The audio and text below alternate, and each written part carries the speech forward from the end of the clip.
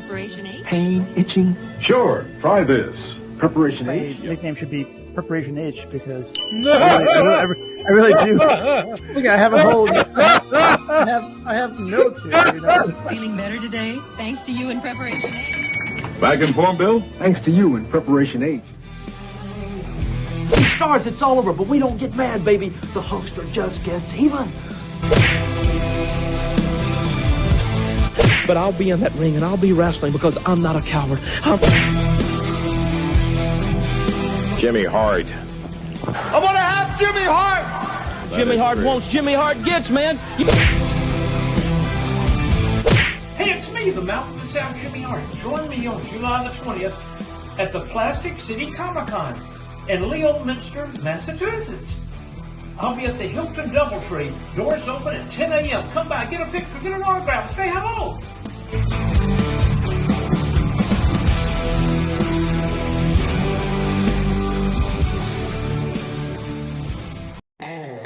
The Geek Boutique will be offering CGC services at Plastic City Comic-Con.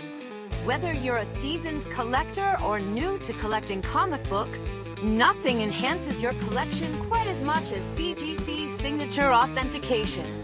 Please contact Geek Boutique directly for pricing and details, and visit them at Plastic City Comic-Con on Saturday, July 20th from 10 a.m. to 5 p.m. at the Doubletree Hilton in Leominster, Massachusetts. Admission is only $10, and kids 12 and under are free with a paid adult.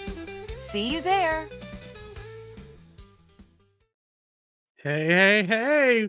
Welcome to another episode of Indie Comics Relay. I'm your host, Keith Gleason, creator of the Mighty Mascots, promoter for the Plastic City Comic-Con. With me, as always, Johnny C., creator of Sartana, Surrounded by Death, and The Pond. For who, Johnny? For my good cousin, Roger Morocco. Exactly. And our third co-host, Harry G., graphic artist extraordinaire. What is up, guys? What's up, fellas? Sorry about the heavy Plastic City promotion. No, but we're in Plastic City season, so now's the time to do that. You know what I mean? It is. Like, Amy's been creating videos like crazy, so it's like I can't even keep up with them for, which is great. I mean, they get a lot of play, and, We also have to think that, like, we're typically not of the generation where we're just making videos on the fly. Yeah, right. And now that's like the standard, right? Where like these short videos or whatever. But like back when I was in college, it's like, oh, you have to make a video for something. It's a long production where you have to get into like editing and like you just really need to know your stuff. Now it's so simple, your phone can do everything for you. Yeah, it's absolutely. crazy. Templates, all this stuff. Let's not even get into AI. Yeah, right. It's beyond me, though. I mean, yeah, exactly. I know we're like becoming like the old men with technology. So, it's been a couple. It feels like it's been longer than 2 weeks since we've been on the live stream. But it always feels like when we have that actual break, doesn't it feel longer than like when we were doing it weekly? Yeah. Much needed though. Like, what's that? You guys much needed though. Oh god, dude, this time of year we definitely have to do it because there's too much conventions. I feel like in those off weeks I get so much more comic stuff done than I do on these on weeks when we're doing shows. Oh yeah, you know what I mean? Absolutely.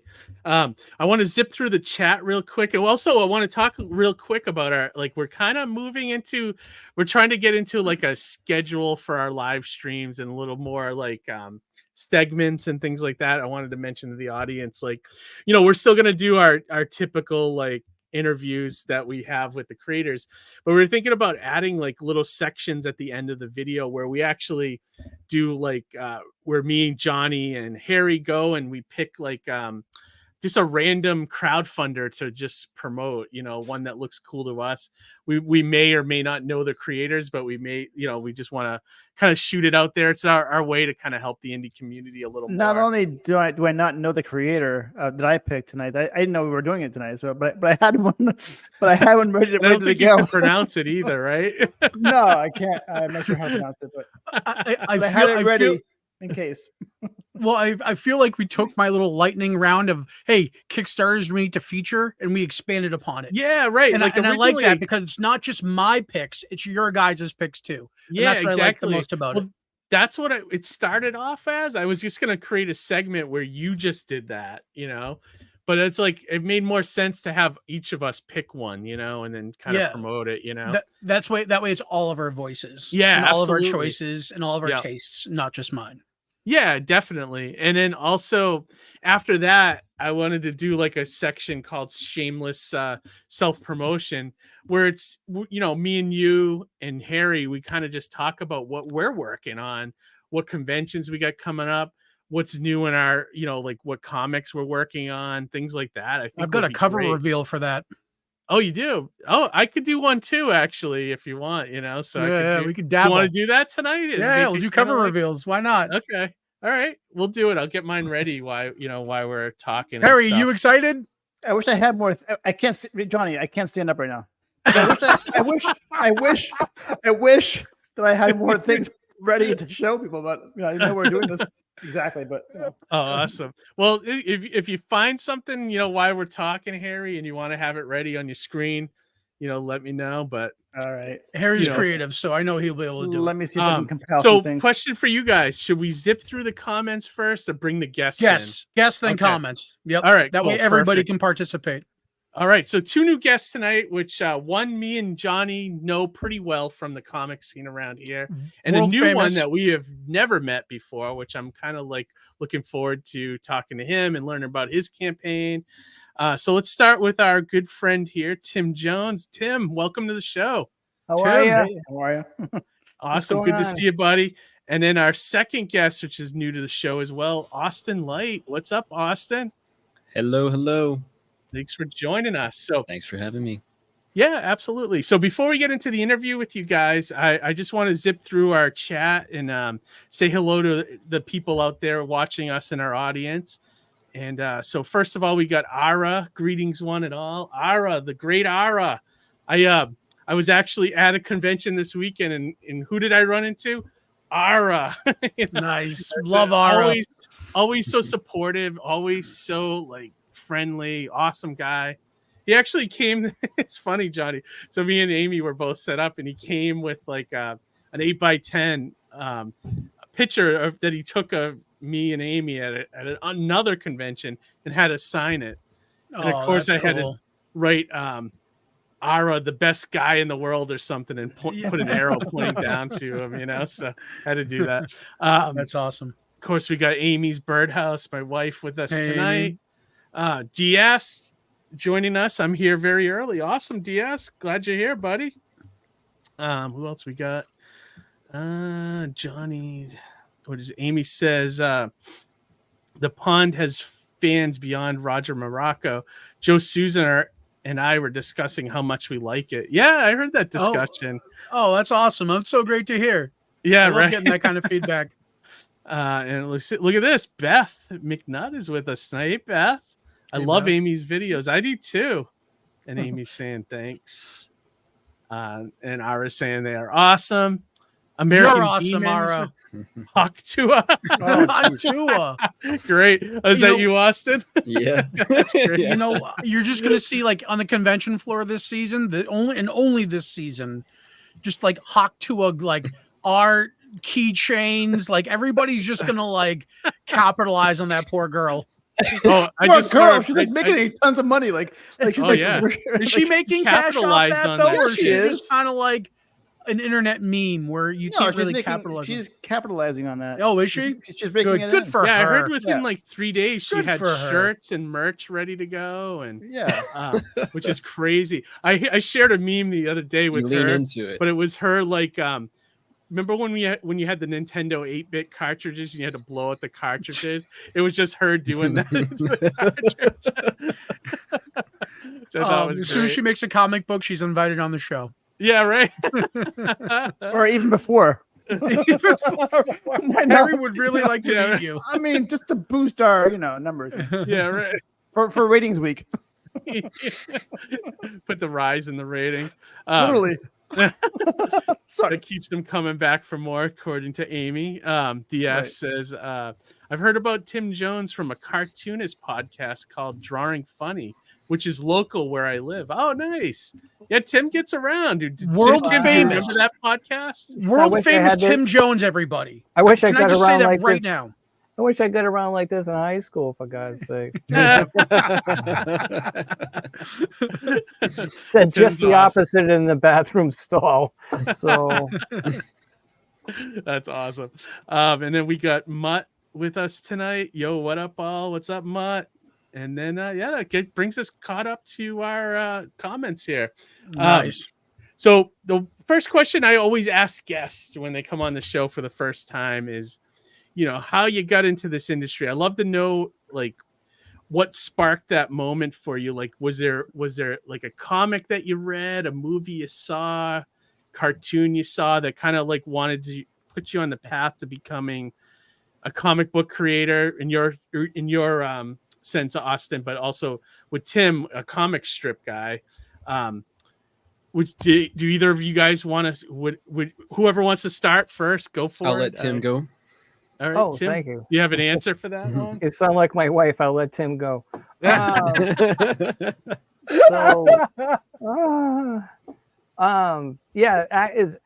absolutely right. It was a comic strip, Garfield. Back, Okay.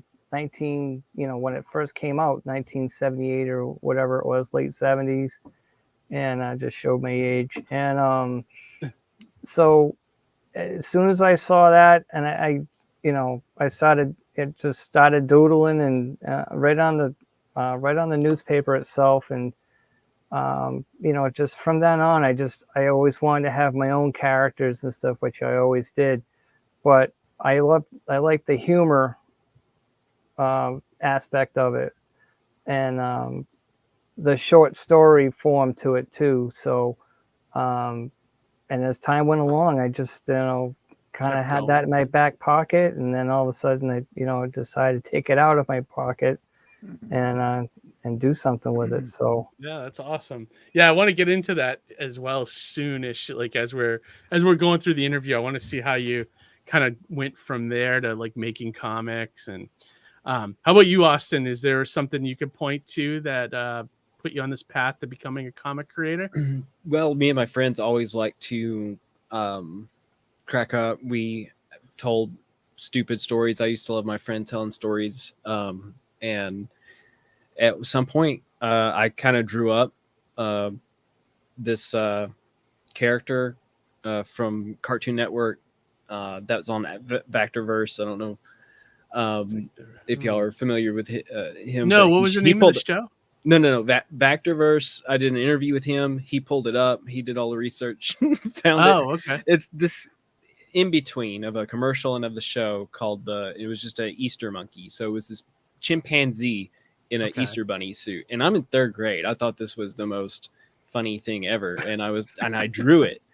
And and then I proposed this I showed it to my friends, and my friend was like, "Oh, let's make a comic with it." And like we just started making comics with this character, and then we threw in stick figure Predators, stick figure Terminator, stick figure Stupid Guy. It was just it just got really out of whack, but we had a blast doing it. And we always kind of were like into like funny internet cartoons and stuff like that. And then as I got older, I was watching Gargoyles. That was a big influence. I love that show. Yep. And then my most recent years, Attack on Titan. The comic book that I was into for a while was Silk and Spider-Gwen. Okay. But I kind of fell out of the Marvel scene because I just was not with this like whole like reset thing. Oh my God, years. they reboot the book every like 8 issues. It's ridiculous. So I don't blame you. I don't know how anybody stays with the comics, but I'm Can I ask one real quick question, Austin? Yeah, go ahead. What specifically about the reboot turned you off? Was there anything that kind of just like, this isn't for me? Let's see. With Silk, I think it rebooted once, and then I kept following it, but it was technically like the difference between volume 1 and then just volume 2. With Usually volume when they 2, relaunch, though, they put a new creator on it. It's Yeah. almost like a new direction, right? Is that what So happened? with Silk, the best arc I think she had to me personally was with Black Cat. I think that that really played a really good. There was a good dynamic there. I really enjoyed Black Cat being in the comic. I loved them, like have her like questioning her morality, stealing stuff, and like is she bad or is she good? And then when Black Cat left, it pretty much just kind of was like whatever happens. It seemed like they're going to go on a time traveling event with Spider-Man, and then they're going to go into vortexes and other worlds to find her parents or something. I was just kind of like, never mind. Yeah, it gets too convoluted. It gets ridiculous. What part of the world is everyone in right now? You guys, the guess. I'm in Alabama. Alabama. Okay. I don't know. Tim is in Rhode Island. Tim? I'm in a booster seat. I'm in Rhode Island. Okay. All right. It's very, always interesting to knowing where everyone's at. He's gonna go for a ride in the vroom vroom right now. You have a very familiar delivery as what's the guy's name? Bob Marley. You're very Bob Marley-ish almost. Who? The comedian. Oh, Tim. who? Tim? Yeah, Tim. Bit. Funny thing. Tim used to do stand-up comedy a lot, and don't you still do that though? I think I read that somewhere or saw that somewhere. No, people just laughed at me. So yeah, I get the same thing. Tim, like Harry, cracks me up every time. Yeah, like, Tim no always matter has where a I couple go. good one-liners when I see him at shows, which is great. And Tim, like myself, gets around. He travels. I see Tim in Chicago. I see Tim in Boston. I see him in Hershey. Yeah, Hershey everywhere. Comic-Con. Or was that what it was called? Hershey Comic-Con? Hershey Comic-Con, yeah. Yeah, he literally got home last night. Yeah. And it was funny. It was so late. I had the Hershey squirt. So there you go. I was going to make a highway joke, but I don't want to do that. That's awesome. So, but yeah. So like now I'm curious how you guys both went from being just like a fan of something to actually being a creator. Like with Austin, I know you made a comic book, and then Tim, you kind of channeled your energy into comic strips. When did that start for either of you guys? Like, go ahead, Austin. You could go. So for me, I was reading these on that app Webtoons for a year or two, and then in university in 2019, I was like, I'm going to try and actually post something. Like, this is basically just YouTube, but for comics. I can just post something, kind of no strings attached, see how it goes. And, I post something. There's crickets, but I had a lot of fun. It was really fun doing it.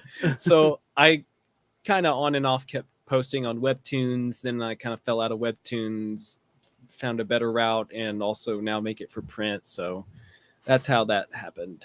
Nice. I know. Have you always drawn and you write and draw your own stuff? Yes. Nice. I mean, I've always drawn when it was time in class to do whatever you wanted to do, and I had no friends, I could draw. So that's what I would do.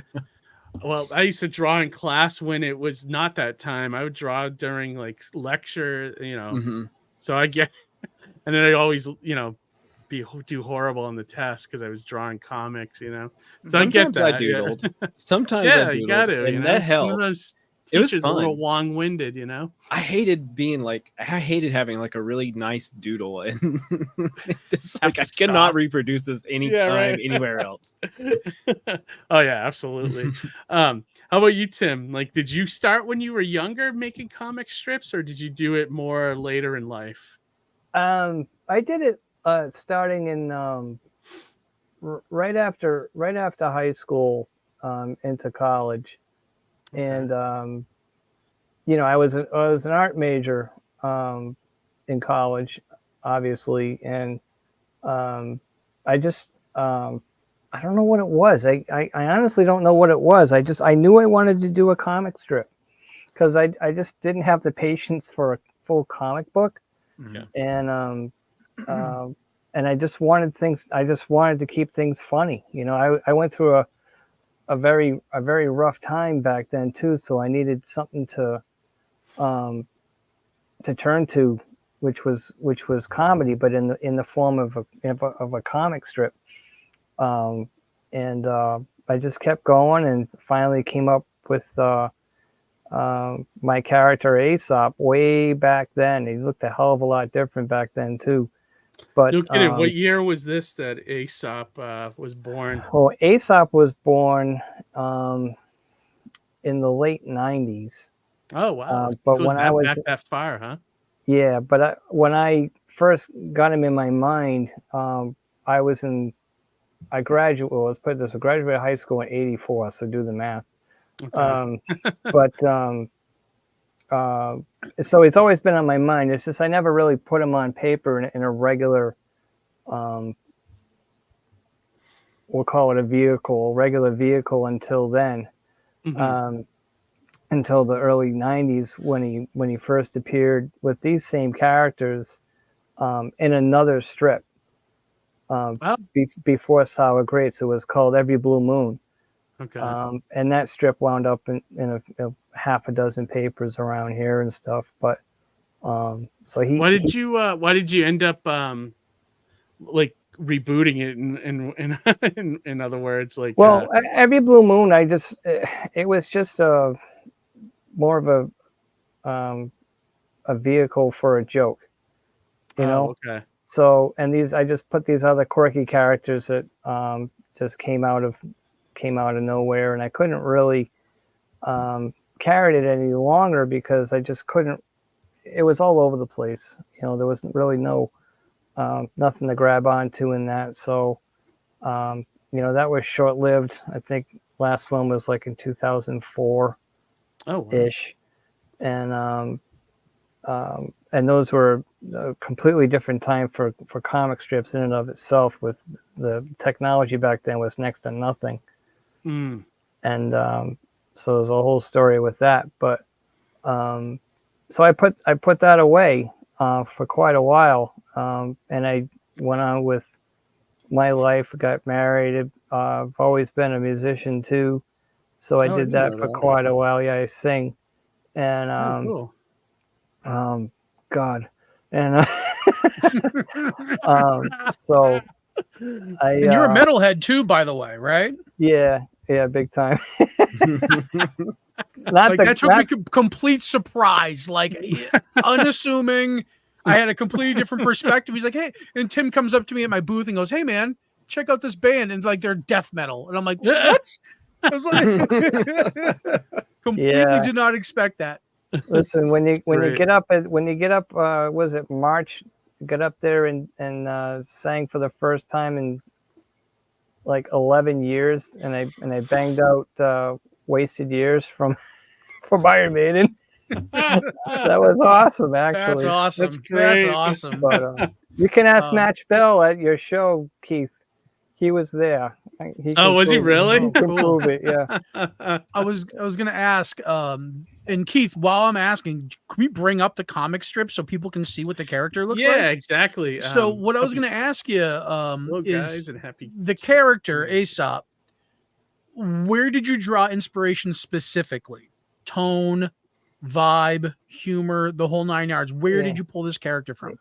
You're looking at it right here. It's me. I was going to say, okay. And the reason why I asked this, and kind of knowing you personally, Tim, is that I saw an alignment between the character and yourself. And I was wondering how much of Aesop is in Tim and how much of Tim is in Aesop. About 100%. Really. I mean, you know, I have sides of me, an inside and an outside. And, you know, he at the time, like I said, I went through a rough time back, way back in the mid '80s and stuff. So, I searched for something to be funny, and I said, well, why don't I poke fun at somebody being miserable?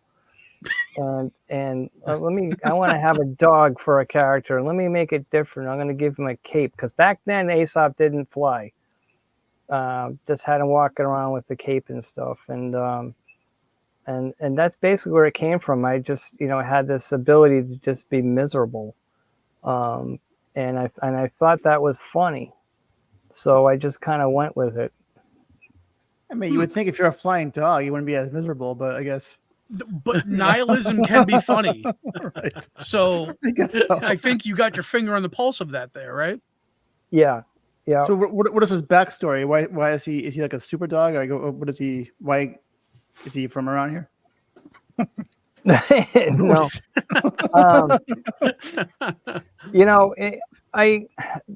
There's a mechanical reason why he flies now.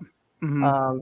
That has to do with the way the strip works, but and if you want me to bore you, I can tell you about that. But I just wanted a dog that could fly around and just be miserable about it. That's good enough. And just trying to escape the sour grapes in life. Really, sour grapes is Aesop.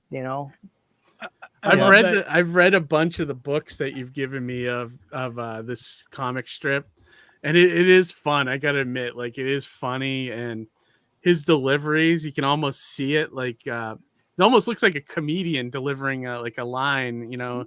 When you do the third gag, or you do the gag in the third panel. It's like sometimes his face is priceless, and I always got a Stephen Wright vibe off of him. Yeah, you know what I mean. Like yeah, that Stephen, like somehow you conveyed Stephen Wright's tone in a comic format and through Aesop. It's almost like there's a little bit of vibe there, Yeah. I do like how crazy it is too. Like, like he has a pet cloud, and like, there seems to be like a scientist character guy, and then there's this girl here who's like always like emotional, and then I think there's another couple.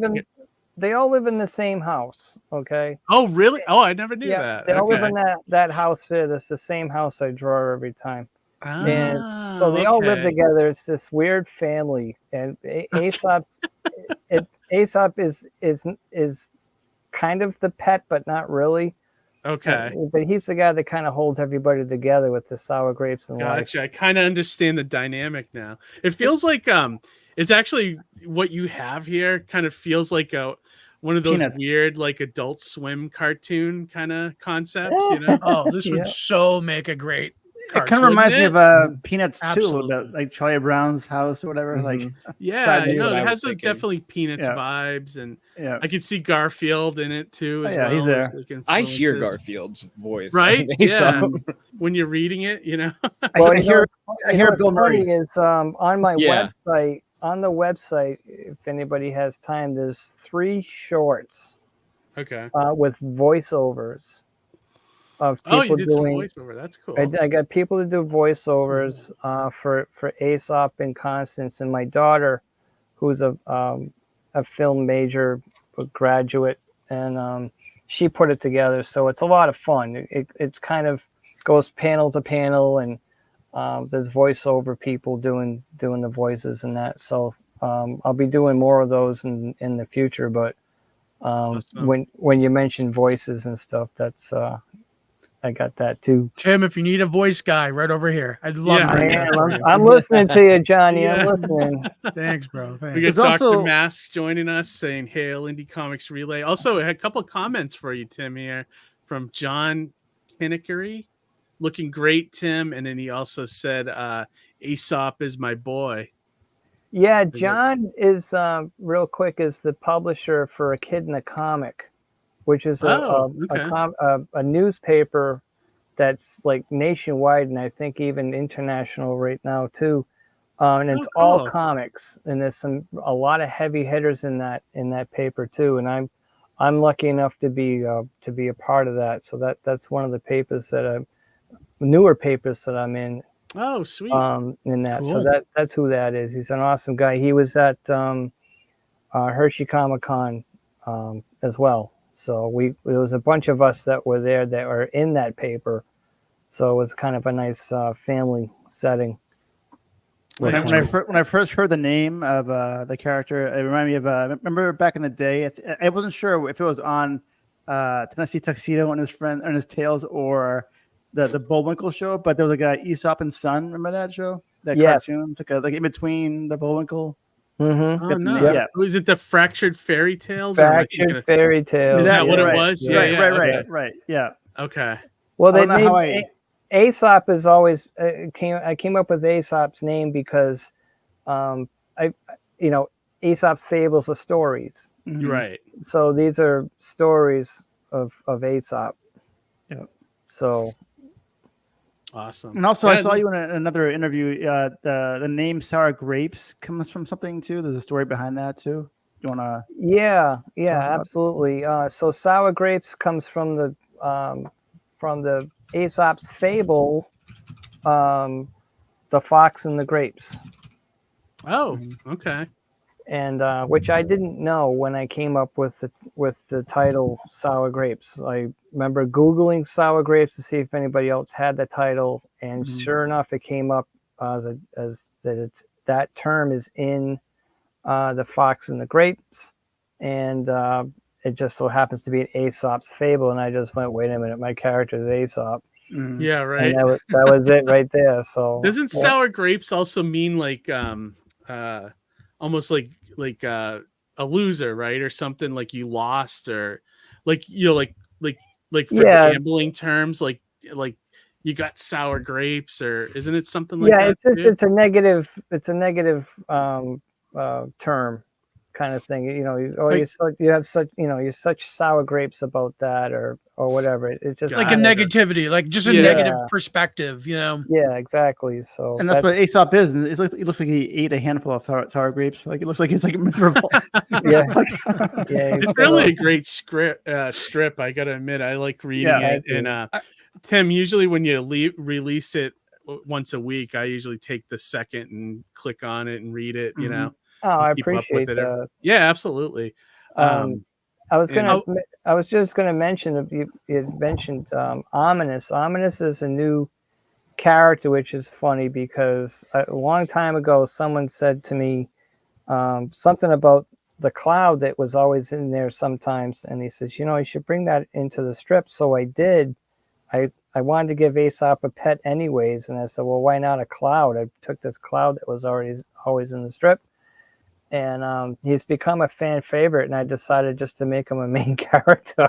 Yeah, so he's got his own. Well, it also helps. personality. I think it also helps because he's such a negative character. Well, and when you talk about like a negative person, I always say they have a black cloud over their head. So like, you know what I mean? It kind of goes together. That turn of phrase like kind of feeds into that a little bit. Yeah, exactly. But it's funny. We bounce a lot of things around describing the character as negative, but when you just look at Aesop, he kind of has a little bit of like soulful eyes. He's so cute. like I don't know about everybody else, but like I kind of sympathize, and like that kind of puts me on his side. Just the way he looks, the way he conveys a little bit of emotion in his eyes.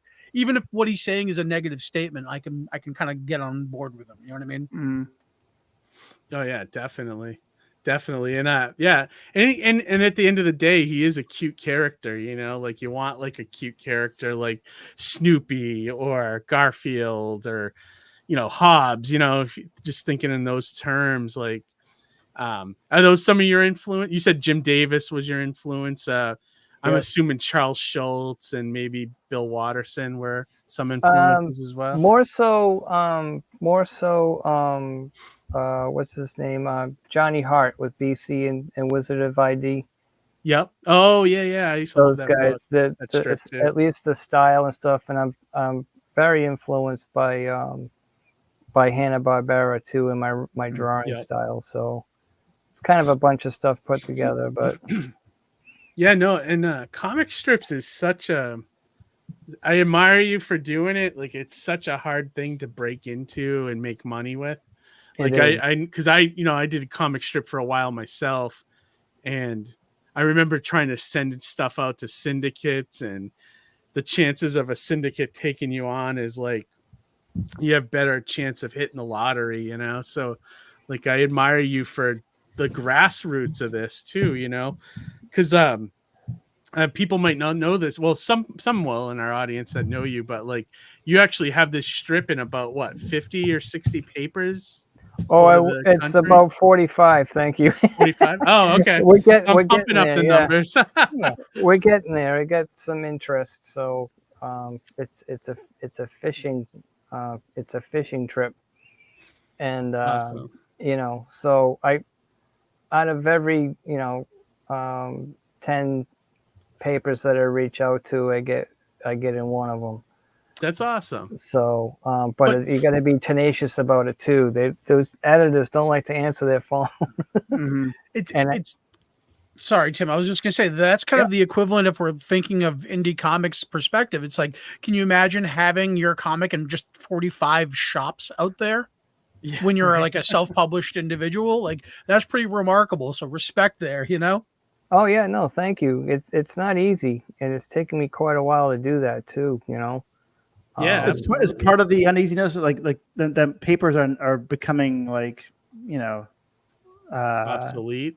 Yeah, right. That's the good word for it. And it's important that I'm in 45 or so papers, but how it's also the longevity of being in those papers too. Mm-hmm. Some of them I've been in since 2015. Oh, that's awesome. And it just stays in there because the papers love the feature. Mm-hmm. That's why, as long as I keep it funny, it's the papers like having that feature. There's 3 reasons why people pick up a newspaper: obituaries, crosswords, and comics. Nice. It's certainly not the news, that's for sure. Well, maybe help wanted to, maybe. Yeah. Right. So that's my pitch when I talk to them. I say, you want something that's fun to turn to and to look at. So it's my job to keep it consistent too. You know. I remember when I was unemployed for a while. Every time I looked into the classified to find like any kind of work, in graphic design or whatever. I mean, there'd be hardly anything with that in there, but there'd always be one ad for a tree climber. Why is that? Like, what? I don't understand what that was ever about. And I should have called them to find out what is a tree climber? Why climb a tree? I don't understand what that was. But anyway, it seemed dangerous. I didn't do it. Yeah, I remember that one ad I saw for an erection analyst. Well, and, it's a construction job. Okay. Yeah. Oh, that's great. A couple comments here. Dr. Mass said Wizard of Id. Love that one. J-Bo McNeil is with us tonight. What's up, J-Bo? What's up, guys? J-Bo says sour grapes rules. Thanks, J-Bo. DS is saying comedy and comics can be tough. Yeah, absolutely. And the other thing I always found challenging about comic strips is you only got 3 panels to tell a joke, basically. This one's always going to be a setup, and this is the carryover to the punchline, basically, And I just share one? I decided on, you can do 4 panels, you can do 3, and then some of these guys will do a single panel in that. I chose 3, and just because Keith knows from doing stand-up, it's like, premise, setup, and punchline. Mm-hmm. Yep. So it's easier for me. Sometimes if you do 4 panels, that 3rd panel usually turns into just a beat. Unless you can really separate stuff out, so now you're spreading the words out, the conversation or whatever. That's a little tough. This is more a rhythm, bang bang bang. I couldn't fathom having to truncate a story or an idea like just 3 panels. It's so hard. Like, at least from my perspective, like I don't know, Austin, like you're nodding your head, maybe you can agree with me. Like I don't know if something long form, trying to have to conceive it in a short form, then like that seems like such a challenge. What would you say? For sure. I mean, I have something of a need to make a short story just so that my storytelling would develop that way. And I have written some short stories in the past, but I've not created one. And I just can't do it. It's tough. I can't. Because it really challenges you to break that story down to the bones. Like Johnny's very good at it. I gotta admit. Like I don't think Johnny's so. done. I I do. don't I think think so. I think you know how to do a short story. You could tell a decent story in 8 pages. You know, I've seen you do it a few times. Thanks, you know, man.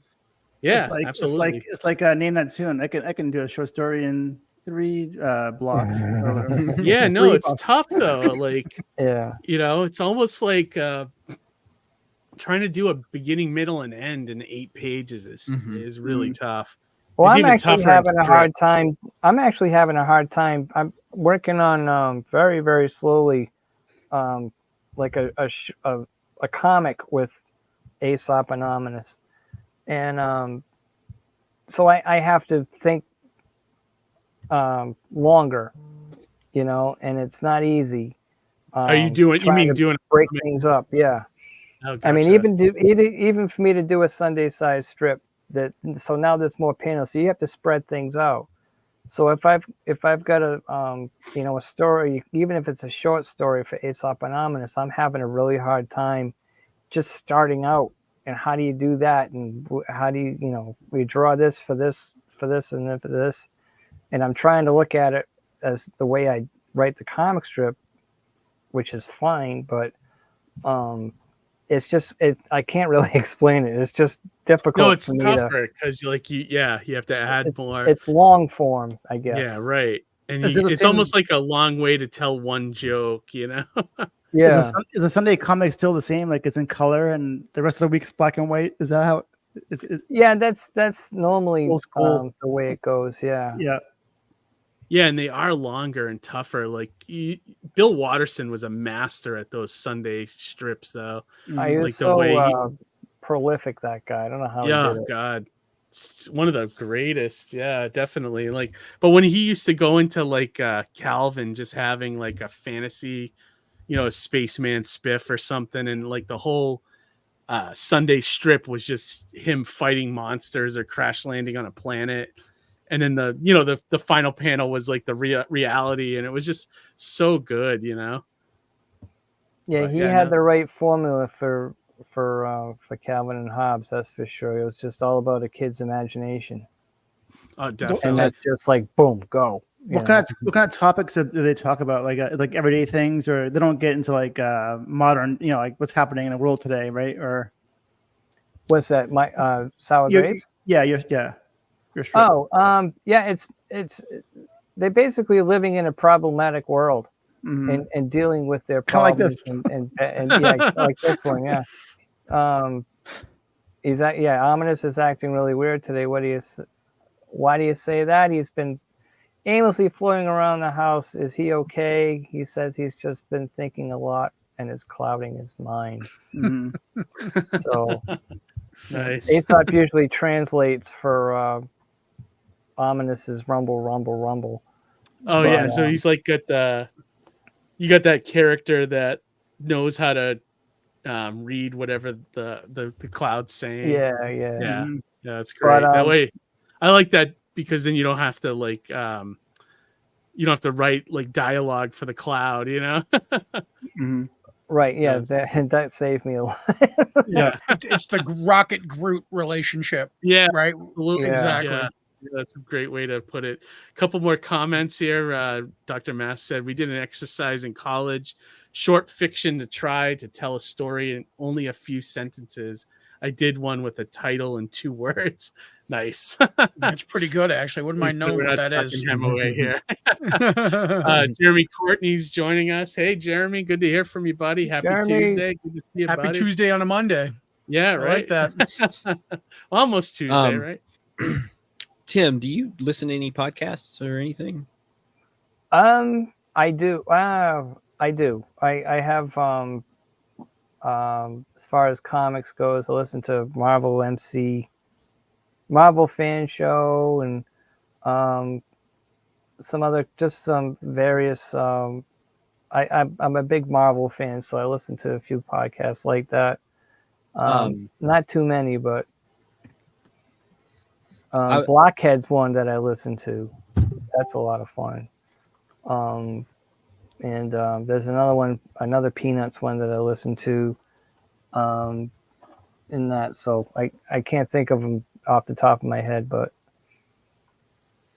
I was just gonna like say or offer in the case that you didn't listen to this one, but there's one called Comic Lab.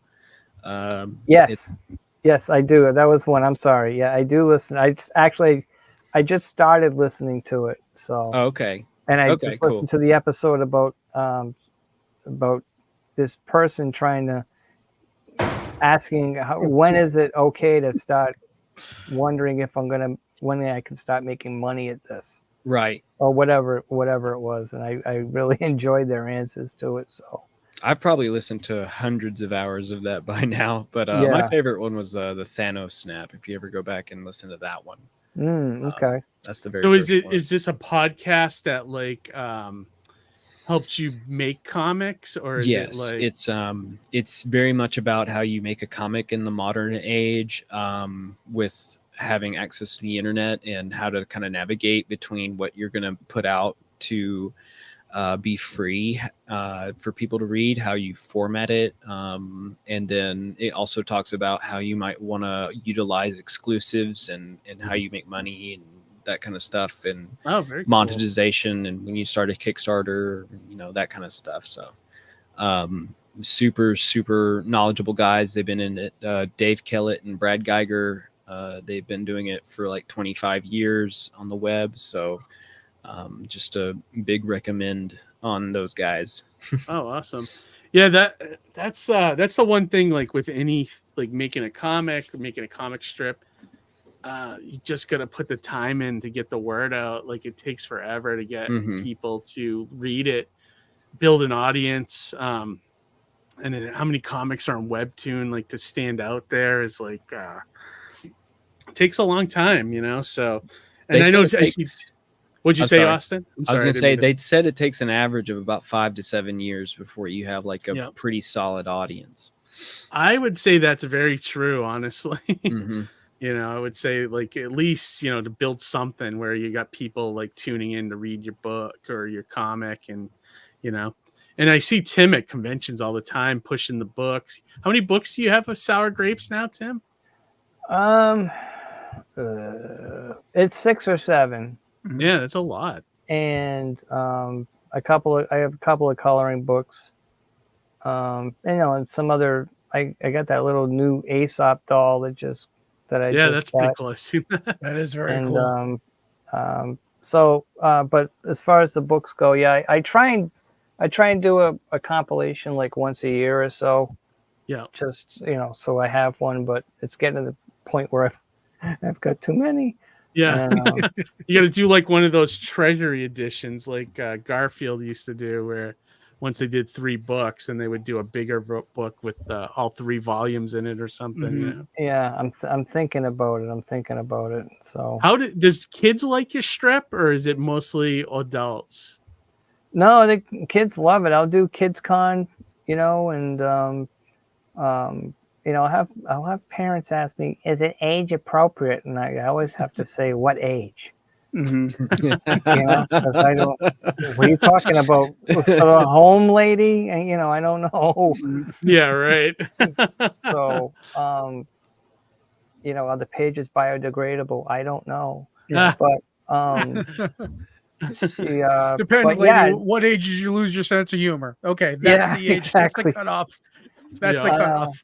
I had someone ask me that this weekend, and I just said, I have a wife with me, and I said, 1st grade? She's like, yeah. I said, yeah, 1st grade and up. And it's all they love Aesop because he's cute and it's funny, it's colorful, it's they know his personality right away, and that. So for some reason, when I say Aesop is a miserable flying dog, I get a laugh every time, and that's great. That's great. I still can't understand that one, but I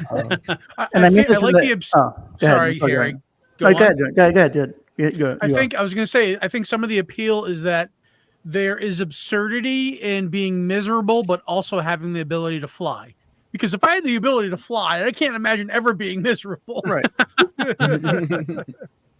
That's a common thing in comics too. Anyway, like you have like a Squidward on SpongeBob, like he's miserable, like Oscar the Grouch. There's always some kind of like miserable character that's well known out there. Like. Well, I mentioned before that there was another reason why I had Aesop fly, because I had to solve a problem, and the characters are regular, human-sized people, and so when you do a bust shot in a panel, obviously it's the chest up, right? Well, Aesop's so short that you can't see him. So how do I solve that? Well, Aesop's gonna fly and he can levitate, and all of a sudden now you can see him in the panel. Okay, gotcha. So I solved that problem. So I kind of killed two birds with one stone. Like I always thought, like his flying was like, it was like I forget what superhero. There was like a parody of superheroes where the guy could fly, but it was like he could only hover like 10 feet above the ground. So it wasn't like real violent flying. What was it, Harry? Cuckoo Man? Is that what yeah, maybe Cuckoo Man or something like that. Yeah. Mighty Heroes, Mighty Heroes, right. Yep. I love.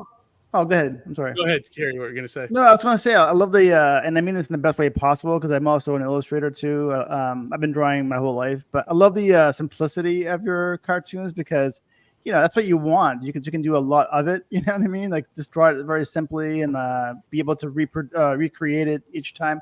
Like I saw, like one of the I've gone to like the kids sections of a book of Barnes and Noble or whatever, and to buy books for my the kids in my life.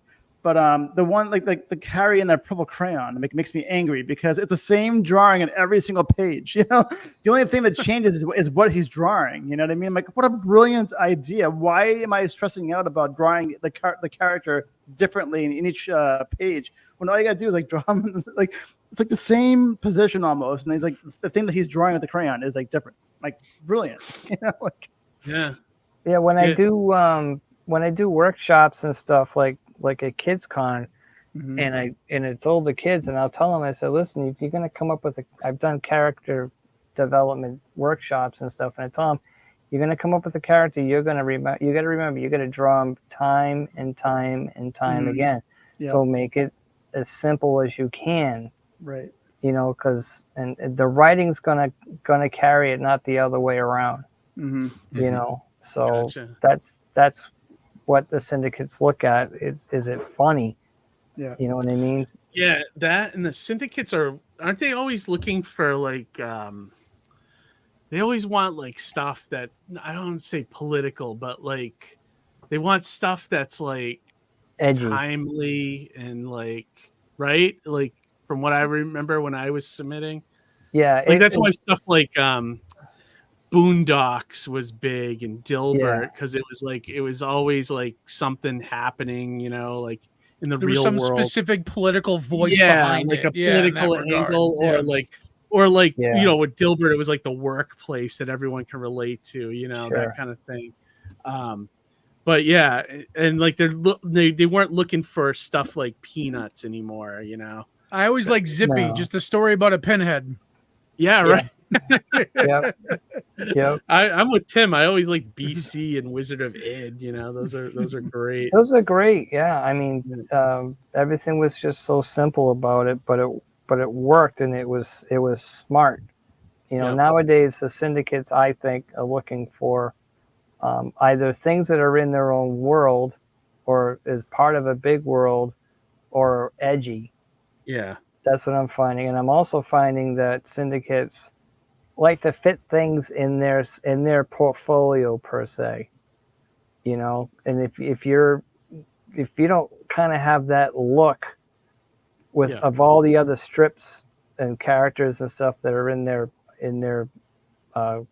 entourage, as it were, then they just kind of whatever. Yeah, and it was never about the drawings. I remember that too. It was more about your idea and less about the drawings. Yeah, which you can see because, you go through the newspaper. There's some strips that are just, and there are strips that have been in there forever. The people that came up with them aren't around anymore. There are other people drawing these strips now, and you can kind of see that, I think, in the writing and stuff. And it's like, how far can you take this? I like that one too about ever hear of the Fusco brothers, that strip? That's like Fusco brothers, yeah. Like Fusco, it's like mostly about dating and like awkward moments, and I love that kind of stuff. Like, because I'm like being awkward is like my middle name. It's like who I am. You know, I can't. Yeah. I'm socially like awkward wherever I go, so it's perfect. You know. Yeah. That spoke to me, that comic. Nice. No, also I want to ask you too. Like, I saw your interview on the what was it called, the Rhode Island Wave recently. Oh, okay. And I heard that you said that your daughters are into art. I mean, you're one of them as a graphic designer. Yep. And the other one's a film major, or she's got her master's in film. She's over in Ireland. Yeah. Yeah. Were they influenced by your career at all? Like, did they see you doing your thing, and they caught the creative bug that way, or? Yeah, they've always been creative, as now they're grown up and stuff, but always been creative throughout their lives and stuff. So now they've just, taken an interest in those fields and that, and I'm very I'm very proud of them and stuff. So I guess they, got it from me somehow. I don't know. Right. The only thing I got was gonorrhea. Oh, but, I mean, come on. Listen. When I was born, I came. I was born that day. The doctor looked at me and then looked at my father and said, "It's not your fault." Yeah. That's awesome. It just went downhill from there. Trust me. It's Sour Grapes was born. Yeah. Let's see how this goes. Yeah. I'm gonna have to steal that line. I like that. It's not your fault. Oh yeah, definitely. 58 years later, and I'm still drooling. So DS says, I still need to read the Boondocks comics. I'm very familiar with the TV adaptation, and its TV show was great. Relatable humor. Yeah, and the TV show was amazing. Have you watched it, Johnny? I've never watched it. Is it good? Are you kidding me? I that's one of those cartoons where I still quote to this day. Really? Okay. Yeah. I've never Don't look read at Quincy script. Jones. Quincy Jones can't save you. That's a Boondocks quote. It was on Adult Swim, right? For a while. It was, yes. Yeah. Yes. It was great.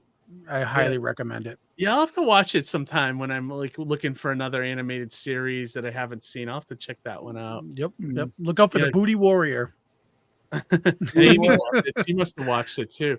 The Boondocks TV show is great. Oh, nice. Yeah. Okay. Yeah. I've barely watched it, but what I have watched has been quality. I love it. It's been quality. Okay, good. All right. Yeah, I'll have to check It's it real out. I good like stuff. when they did I used to love when they would take a comic strip and make it into a cartoon show and that kind of thing. We don't see it as much anymore, but they used to do that all the time. Tim, I'm going to share your link for your Sour Grapes comics into the chat here. I know you had to get going close to the 10 o'clock hour here. Yeah, I have to change my Depends. Yeah. But I wanted to share that here. And is there this is the best place to find your strip every week? And when do you drop new ones? Where is the best place? Is it is it your website, or do you follow you on social media? Or you can follow me on Instagram, Sour Grapes 2017. Okay. And I'm always, I post on Facebook and on there every week. The website, it's always on there every week too. Okay. sourgrapescomic.com. And chat. If you're watching this tomorrow, it is in the description of the video. So if you want to check out Tim's comic strip, he's got looks like at least 30 to 50 strips right on the website, right? Is that? Yeah. I try and keep a nice gallery so people can just kind of go through and see everything yeah. Oh yeah. Yep. I'm gonna be at Plastic City. Yeah, that's right. That's right. Yeah, I was going to mention that before you left too. Is that you're going to be at Plastic City. So if you're in our neck of the woods, go meet Tim and grab one of his books. He'll be there signing and selling books and or if you're fans. What's up? I was just gonna say if you're Sean Connery, it's plastic shitty. But, awesome. And so, and what is your social medias, Tim, that you wanted to shout out before we? what did I say? Instagram is at Sour Grapes 2017. Okay. On X, I'm Sour Grapes Comic, although I don't do a hell of a lot over there, but and then of course the website sourgrapescomic.com. You can find me on Facebook as well. That's easy. And then Threads is just automatic, so that's that. So yeah. Awesome. Well, we will since it's past 10 o'clock, it's like 10:15 now. I'll let you go. Yeah, right. Yeah. But we will we'll see you at Plastic City, and everybody go check out Sour Grapes Comic on the website. And then if you're watching this tomorrow, click the link in the description of the video and go check out and follow him. He blasts out strips every week, and you get to read it first, so check that all out.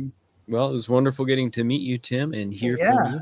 Same here. Just keep it up there, Austin. I know I sound like an old man, but you just keep it up.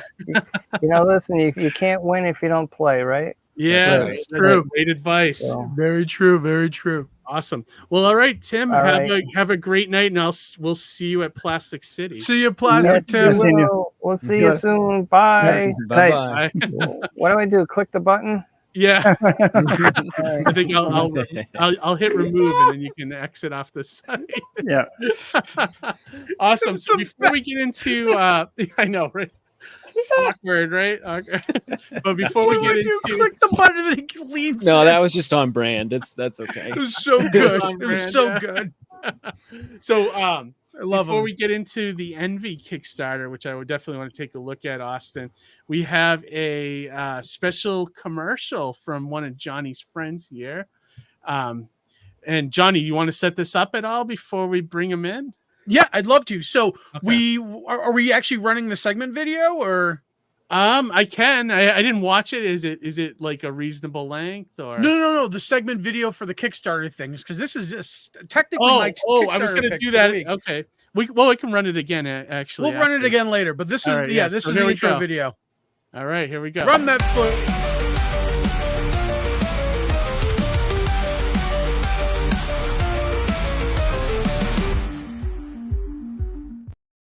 All right. Yes, I love it. I love it. So my Kickstarter pick of this week is actually somebody who I'm bringing live into the show. Nice. Awesome. I love it. So should I do it right now? Do it right now. You got it. I can't wait. There he is. Michael. Hey, what up, dude? Hey, what's going on? How are you guys? Good. How are you? Good. Thanks for joining us, Mike. I know. Thanks for having me. Thanks for taking the time, man. We greatly appreciate it. I know Mike from my time at C2E2, going to that show consistently. I actually knew Mike and connected with him online. And then at the first C2E2, I think our scheduler's so busy, he ran up to me. We took a selfie. I didn't even recognize or realize who he was until afterwards. I was like, oh man, that was you today. Right. And now, after all these years, I think it's been quite a few years, you've been married since then now, Michael, right? Yes, for sure. Yep. Yeah. So now you finally launched your first comic and your first campaign, right? Yes, sir. Oh, yep. Awesome. And the comic is called Occult Incorporated. Keith, do you have a link to the campaign by any chance? You can bring it up? Yeah, and absolutely. Mike, if you could just take a few minutes just to kind of pitch the concept to people. Oh, well, basically, Occult Incorporated is Amanda, who is like I guess you could say the default leader as far as like for this particular group of people. Basically, she's kind of like a person that goes out and then helps with cases, like medical cases that are, supernatural in nature, or anything that is involving anything as far as like with supernatural in question. But this particular story cites kind of like an origin story of sorts, how Amanda kind of got into doing the things that she does. So basically there was an incident that happened to her in her childhood about 14 years ago for her, and it involved her mom, and it involved her brother, who her brother and mom were like basically kind of like transported into a like other dimension, so to speak. And so she's basically been trying to like find a way to see if one, if they are still alive, and two, if there was any way that she would be able to help them out. And then so this book kind of like takes place at one night where she gets a lead as far as like the incident in question. And then so the action ensues and things happen, and kind of goes from there. That's great, man. I'm so proud of you. And just looking through the campaign, there's so many really awesome. And number one for me specifically, Michael, is that I'm a sucker for TV shows like The X-Files and Supernatural, and it seems like there might be a little bit of inspiration of that here too. Yeah, so like, I don't know if you guys ever like watched the show House per se. Where that the old cantankerous like genius doctor who solves like cases that no one else can really like solve. So yeah, that kind of like is where it kind of starts, and then sort of the other three are kind of like not so much her I guess you could say interns, people that help her, but these are people that she brought on board with her during her travels of trying to like acquire knowledge and acquire like different skills and stuff like that, so that she can help people with those different kinds of occult supernatural like instances. So she's cantankerous. She's a bit of a boss. Let's just say that. Everyone's mad tonight. I don't know what's going on. The dog's mad. She's mad. It almost reminds me of more of like a supernatural version of the show Fringe too. I don't know if you guys ever watched Fringe. There's a little bit of vibe there going on. I was thinking of Bones versus crossed with X-Files or something like that. There's a little bit of that. Yeah, definitely. Bones. Love that vibe. A little bit of Grey's Anatomy too in there in terms of love interest between some of them. So. Nice. Artwork Now, great, number one, I'm so proud of you for putting this together and just seeing this book come together and every step of the way. And so Mike would ping me every so often too, like, hey, check out this page. What do you think of this? What do you think of that? And it was just, I was honored that he came to me and asked these questions. Oh, well, no, I'm honored that I mean, as far as like, thank you again for like, actually, as far as backing the Kickstarter, I really appreciate that. Oh, no problem. Of course I was going to do that. For sure. And then, yes, thank you for really, having me on the show, and doing this and stuff like that. I greatly appreciate any and all like support or anything like that, thus far. So that's why I wanted to make you my pick of the week here and to actually bring you on, because we're able to slice this little slice of time here in to bring you in. Now it lined up perfectly too. It lined up so perfectly. Yep. So Michael, just to wrap up for people, I wanted to see if there's a tier that you would suggest, especially considering today's the day of launch. You launched the campaign today. So is there a particular tier that you would maybe recommend for people? Oh, to be honest, all tiers. Yeah, I recommend all tiers. Very diplomatic answer. Yeah, but at the same time, though, I mean, being that it, the physical book itself, spot right here, right? The physical book itself, being able to just open it up and being able to, take part in reading it and stuff like that, like, a traditional, comic or graphic novel that you would. So any of the, print tiers would probably be the best choices. So. Yep. Pro tip: if you're watching right now live, there is still, I think, early bird tiers, right, available? Yes. There you go. So if you're watching right now, back it. You can get an early bird. You can get in on the early bird tier. Yeah, which one is that? It's actually, you actually gotta, keep going down, keep going. Did I miss it? No, you were on the tiers side. Oh, the tiers scroll there. Yeah, tier scroll. I think you're on the page scroll, not the tier scroll. Yeah, that's the farthest down it will go. Oh no, go. Yeah, you got to go up.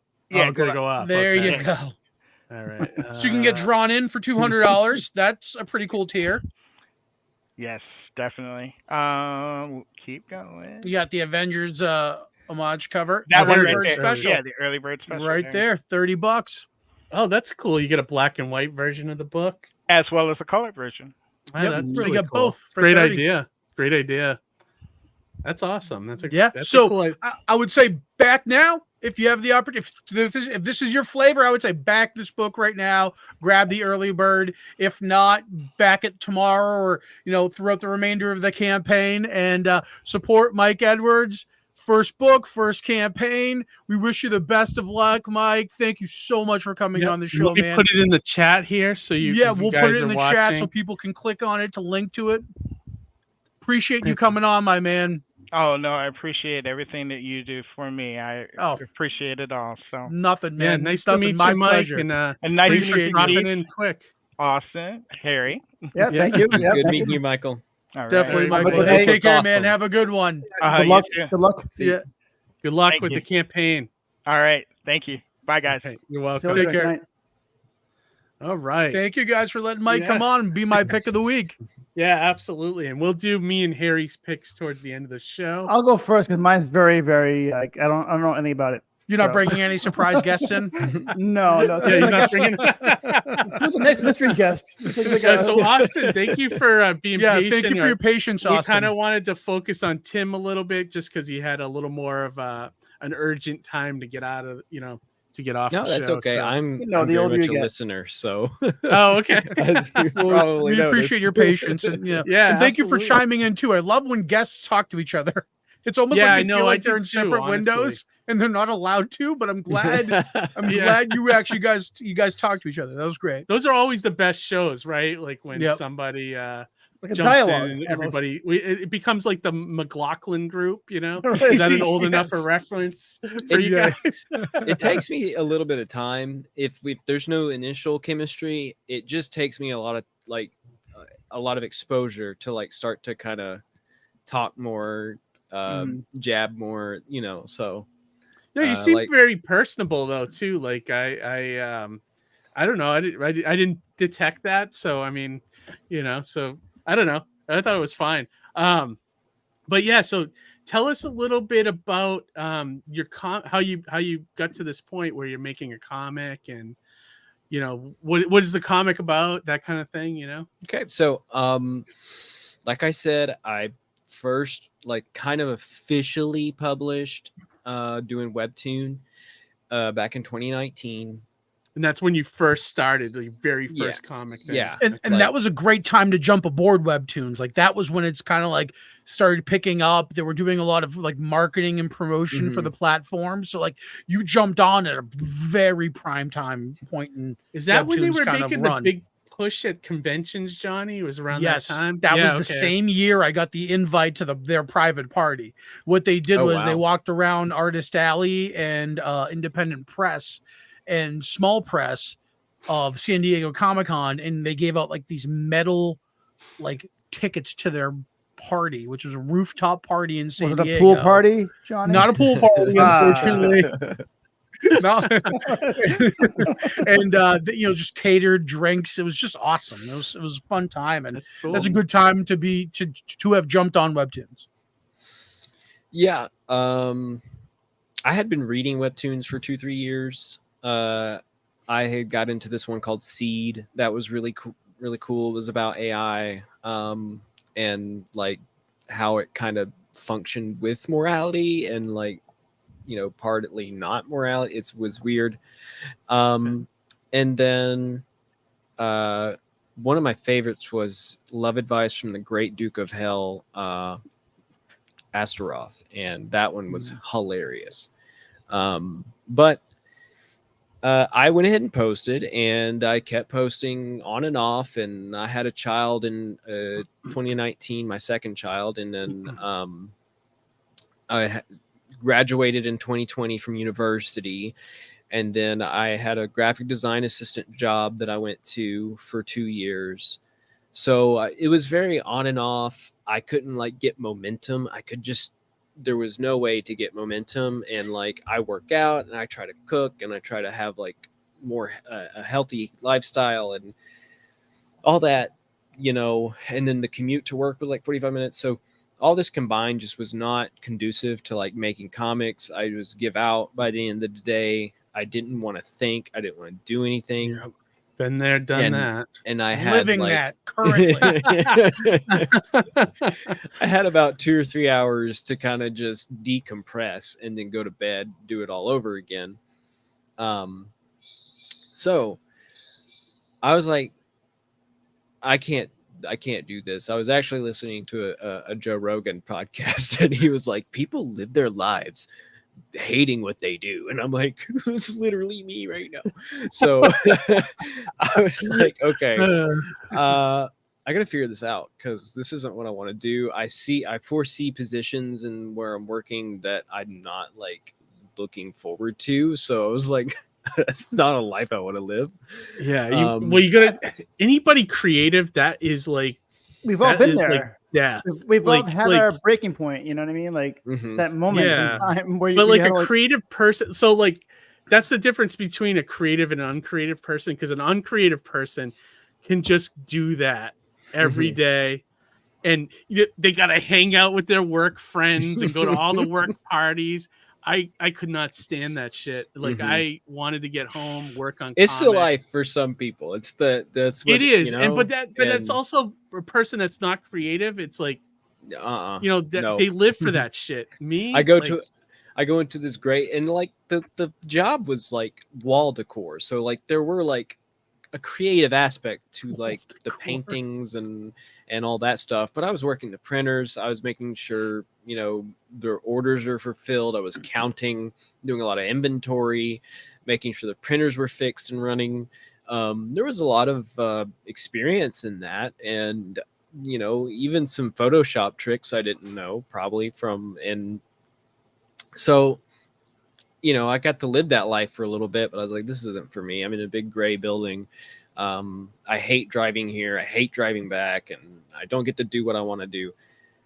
And in 2022, I quit, and my friend was a real estate, not real estate, an insurance inspector, and he like did an independent job, and he was like, if you just do this little side piece, like part of all this for us, we will pay you.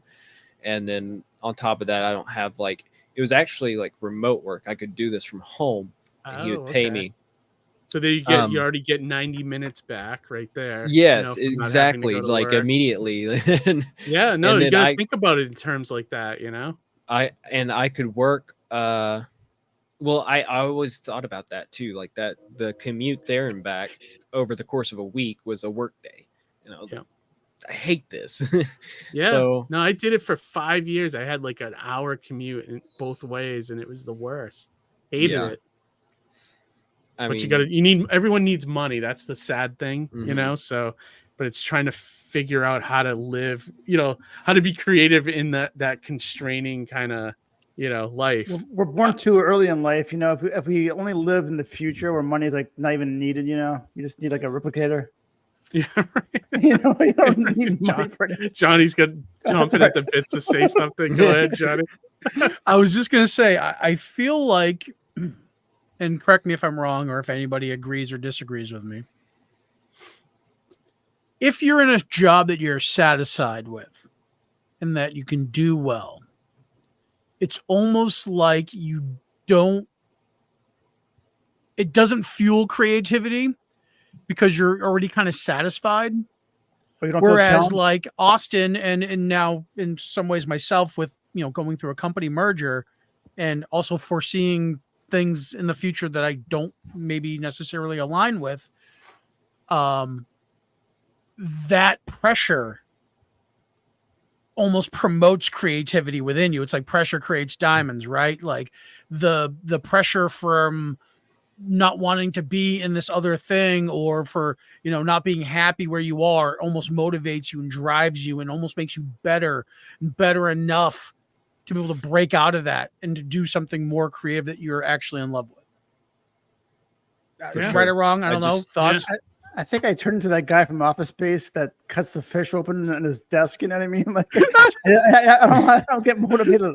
Like in a corporate environment, you just feel like you just like a cog. You know, you just not even a name. You're just like a person taking up a seat. You know, like, and I don't know. And part of what I do, I majored in graphic design, and I could go into some sort of creative field in a corporate environment, and I just don't. It's still not what I want to do. There's like, I did all the school assignments and I did all these projects and everything. And the most fun I always had was making demon girls and then also posting on webtoons. Like I had a story that I wanted to tell, and that was always the most fun that I had. I was like, you know, I made logos and I did like a pretty good job at that. I made websites and I did this and I did that. All all that skill though will help you with your comic, which is right. great, Right. Like all that stuff has paid off. Like it's still, even in the lowest of lows, everything I've done so far is just a massive portfolio. So I always can be looking to grow in business aspects that way.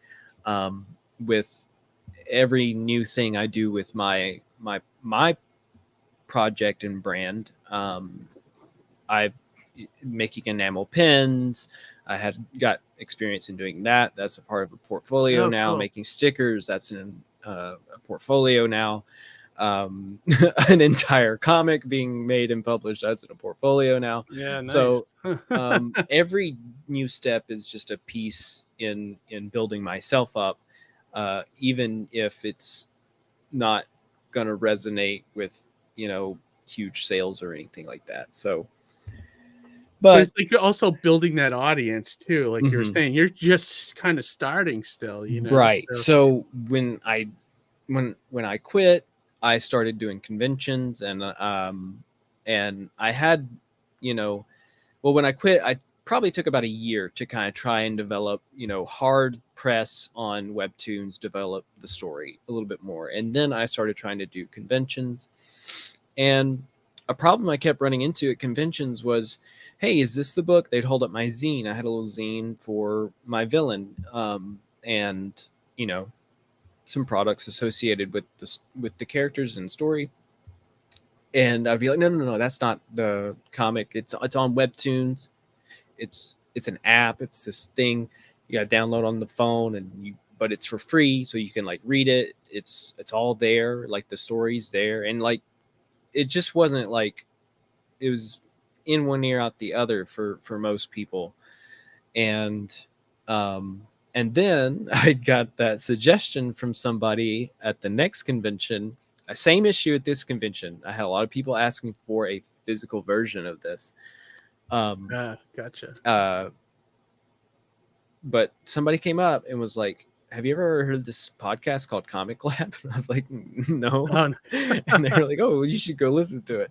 And son of a bitch, if they didn't like nail it. Like I said, that first episode I listened to was Thanos Snap. And what they were discussing is, what is their career going to look like if at this very moment, these people with 25 years of experience and still going, if their career was Thanos snapped away, how do they start? And I was like, what a, you know, I didn't know it at the time, but I'm like, what a perfect like starting episode for somebody to, you know, listen to if they're trying to figure this stuff out. And one of them was right off the bat, one of them was like, well, don't go to Webtoon because number one, their terms of service can be iffy. Number two, if you don't have an anime romance kind of style going on, you're really getting buried in their, you know, algorithm. Interesting. Yeah, that's kind of discovery. Yeah. So you want to post on social media and you want to have your comic scrollable, swipeable, you know, easy to read, this, that, and the other. And then, you know, after so many, you know, so much of that, you can transfer it into a book and then you can sell the books for a good high margin. So I was like, well, I feel like I have a pretty good, calling here to like to a do good this foundation to get started. But what that entailed was relaunching everything, because everything was formatted to webtoons, not for a printed page. Gotcha. And not only that, but this hard press that I did for a year really developed my skills in drawing and having a little bit more of an eye for these comics. So so since then, in August of last year, I got issue 1 done in a matter of about 5 months. And then I've been working on issue 2 after that. And now the Kickstarter is going for issue number 2. Nice. Would you say it's a... Oh, sorry. Go ahead. Go ahead, Harry. I was going to say it's like a romance kind of story, or no? Because if it is, I have a good name. It would fall under the necromancy romance. Necromance. It is not necromance. Sorry, I don't know. I was trying to create a new, some genre. Right, genre. Yeah. Johnny, you had your hand up. You were going to say something. I was going to say one thing about comics, the comics lab guys. It's like, it's real easy to talk like, okay, I'm going to Thanos snap away and start from ground zero. Well, really all that is just a reassessment of what I should have done. I should have done it this way. Right. So, because hindsight's 2020, right? So that's to piggyback off what you said, that's kind of brilliant, because that's just really like, I should have done it this way podcast. And they just framed it in a very different way. That's too wordy. They have, they have a completely different station starting out. Number one, they would have their knowledge in where they started and how they got where they're at and what they're doing currently. But, they started in 1999, and, the web, Patreon, Kickstarter. All this stuff is different then. Nothing, none of it. Completely different world. So it's really, really interesting, really awesome pieces of advice from them. And then, part 2, the other thing I was going to mention was that the book itself, and looking at Envy, it feels very punk rock. Just looking at it, can you and this alternate cover reminds me of Green Man, like the mythical Green Man. So I can you just describe a little bit about, I guess, the tone you're going for in the book, and if I'm getting punk rock vibes, is that accurate? Am I hitting the nail on the head here? I would say so. So it's I'm very punk rock is pretty much my favorite genre. Okay. But it's kind of, I didn't have that intentions going in. It just permeated through your artwork. Yeah. And that's kind of what punk does, though, right? Like if you enjoy it, it kind of finds its way into the other parts of your life, Mm-hmm. even your artwork and your art, in your creativity. Well, when you said that, I was like, yeah, punk rock, I can see that. And then I'm looking at my 2, villains, Fritz has the eyeliner dripping down her face, and Gaz has the big green mohawk going down the back of his head, and looking like Heroin Bob from SLC Punk. You know what I mean? Oh, I really see it now. And then your stickers look like something off of an album cover. You know what I mean? So I'm like, shit, this is so punk rock, and I love it. I love every part of it. But I also see a very specific there's an anime vibe. There's a manga tone here. Do you have influences in that realm as well? Oh yes, for sure. Hey Brandon, you're not late. I just now kind of went over my origins, and now we're actually getting to the Kickstarter. So you're right on time, Brandon. Yeah, right on time. Just so you know.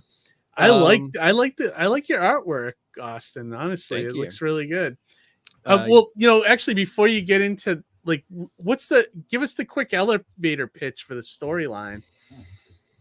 All right, so King Belial is needed for Lucifer's conquest. Lucifer wants to take over everything. Lucifer is like, you know what? The humans have had their chance. They're very stagnant. They're very complacent. the world really isn't shifting in great ways, and they're ready. You know, they're all here. They're on this one planet. I'm gonna extend to reality, and I'm gonna extend to the cosmos, and I'm gonna onset the end. And Lucifer needs to have all the kings of hell, Asmodeus, Baal, Belial, Paimon, all them summoned, and then they bring the adversary Satanus, and then all of the, you know, and then Satanus is the key to kind of uplift Lucifer. But when King Belial is brought in, she is immediately brought into battle with Archangel Michael. And Michael, come to find out, Michael and Belial actually have a canonical beef, and cool. He kind of targeted Belial, and he skewered her with the holy blade and was like, okay, that's it, I'm out, deuces. And while she's kind of turning into ether and going to be reincarnated and set this whole plan back, Fritz had not done anything with her pact, had not made any deals, nothing had been done yet. So she goes over and was like, hey, why don't you be human? And Envy is like, no, I don't want to be human. That seems like the worst thing I could be. And she's like, well, you could be completely reincarnated. So if you live the life of a human, if you know, which Fritz didn't really have this intention behind it, but she's like, if you live the life of a human, then you are saved, and then we can make, you know, good, and you make good on that deal, then you can return to your demonic soul, and that'll be our pact. And it makes sense to me. I don't know about you guys. And so King Belial was like, fine, we'll do that. And so they make the pact. King Belial's turned into a human, but now in order to live the life of a human, you have to know what it is to love, you know what joy is, know these things that are very far removed from a demon in traditional terms. So that's where she's at now. She has to figure that all out while Lucifer is continuing to churn his roots and have the other kings brought to reality. Gotcha. Okay. And then do you envision like this deep, dense demon myth and mythological themes? Like, so extensively, like there's an audience for that, though. How much research did you go in on this for your themes and for your characters? Or did you just kind of shoot from the hip? Half and half. So Okay. I've been studying the Keys of Solomon. I got into this without knowing that there's this huge lore and rabbit hole, but I got my keys here, and then I got the elucidations of a necromancer, and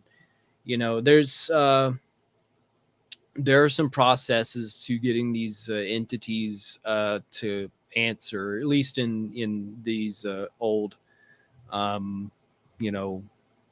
these old archaic ways,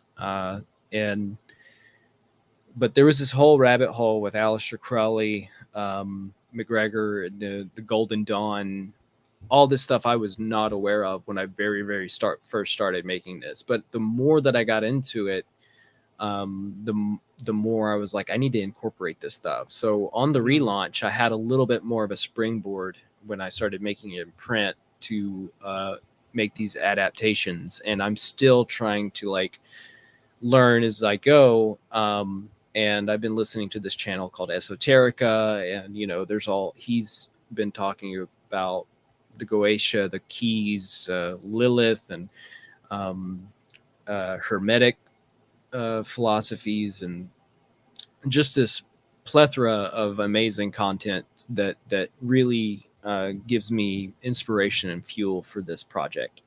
I mean, have you always had an interest in this kind of like theme or whatever, or was it John Levitt's character, devil character in SNL, that made you want? What was it that got you into this theme or topic of devils? It'd be weird if that's the reason. Well, well, now that you mention it, yeah, that was my guess. I don't know if that's true or not. So I've always been into like the paranormal. Anything that was like outside of reality was what I wanted to cling on to. Yes, Johnny. Oh, I didn't mean to stop you mid-sentence, but I like if so you're interested in the paranormal. Normally, I would like to ask, what is the most paranormal experience you've personally had? Okay. I honestly don't have one, and it kind of bums me out.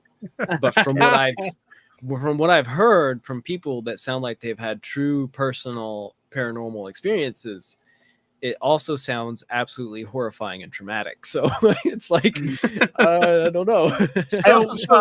Sorry, Harry. Sorry, no, Harry. One second. Just to follow up with that. So I always like to classify a paranormal experience not necessarily as like I saw a Bigfoot or I saw a UFO or I saw a ghost. It's more of like, has anything in your life happened to you that you just simply can't explain? And can you attribute that to a paranormal experience, being a paranormal experience? John Levitt as the devil. No, sorry.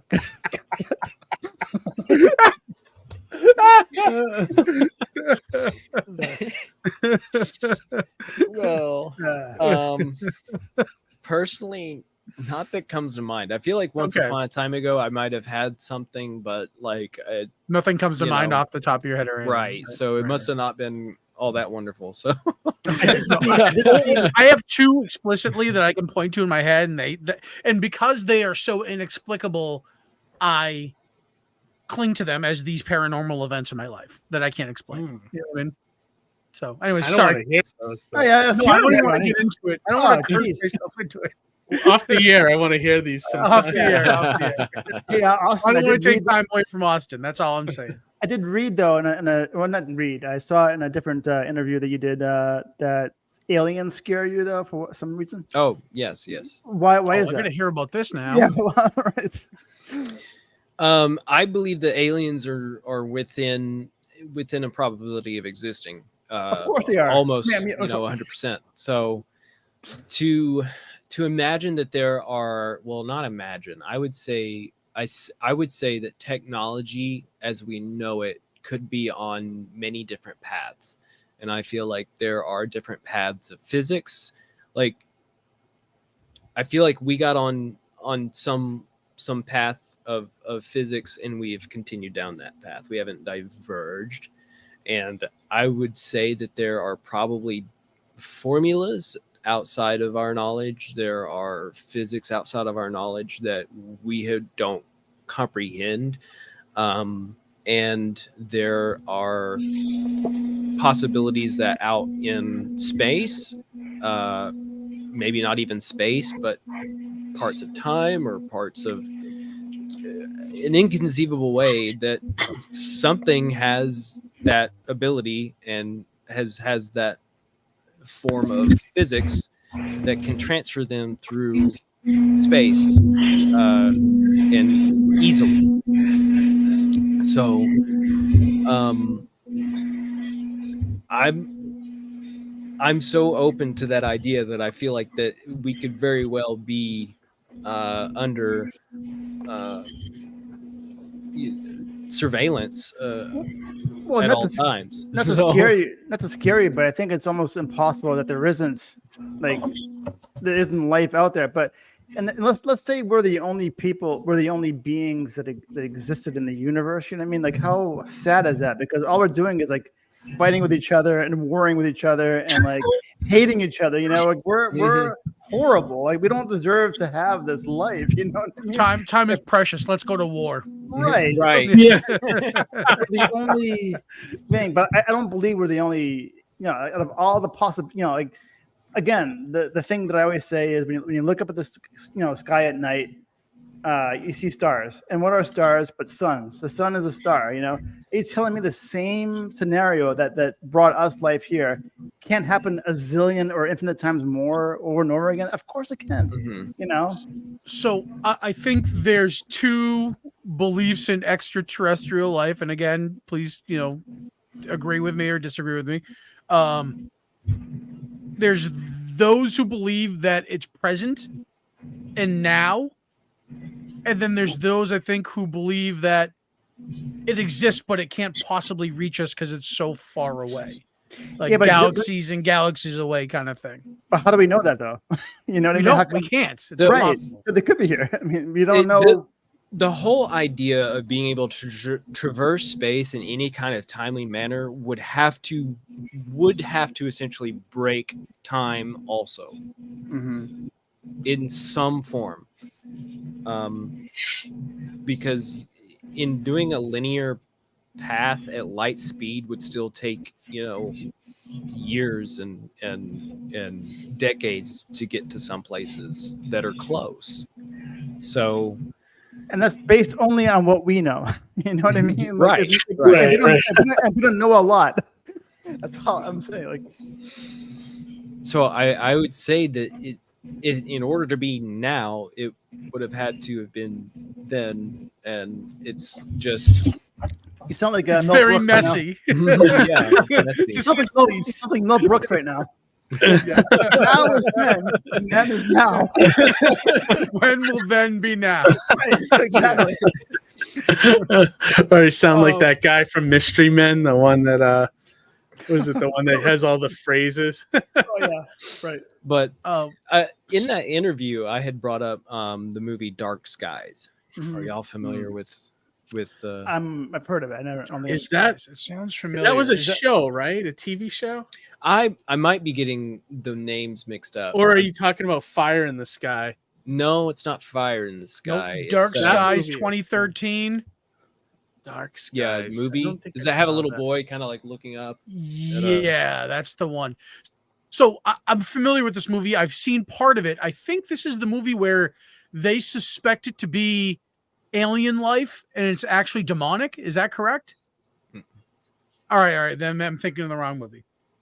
But I know I'm looking at the IMDb page for Dark Skies, so I just think I may be confusing two different movies here. So let's see. Yeah. Is anyone reading that comic Essentially. Blue Book, which is about alien, like the real life? Oh, how cool is that? Because there really was a blue book, Yeah, there's two miniseries out. One is about the 1947 Roswell stuff, I think, and then the other one is about I forget the name of the couple from New Hampshire. Barney and Betty.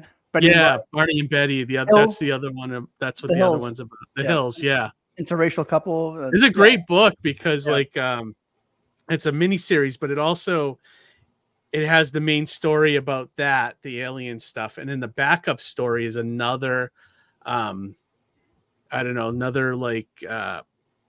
crazy paranormal happening kind of thing that supposedly happened in real life, Well, essentially, okay, so I just remembered something. I was gonna go down this rabbit hole with that movie, but there's one that's a little bit more tangible. So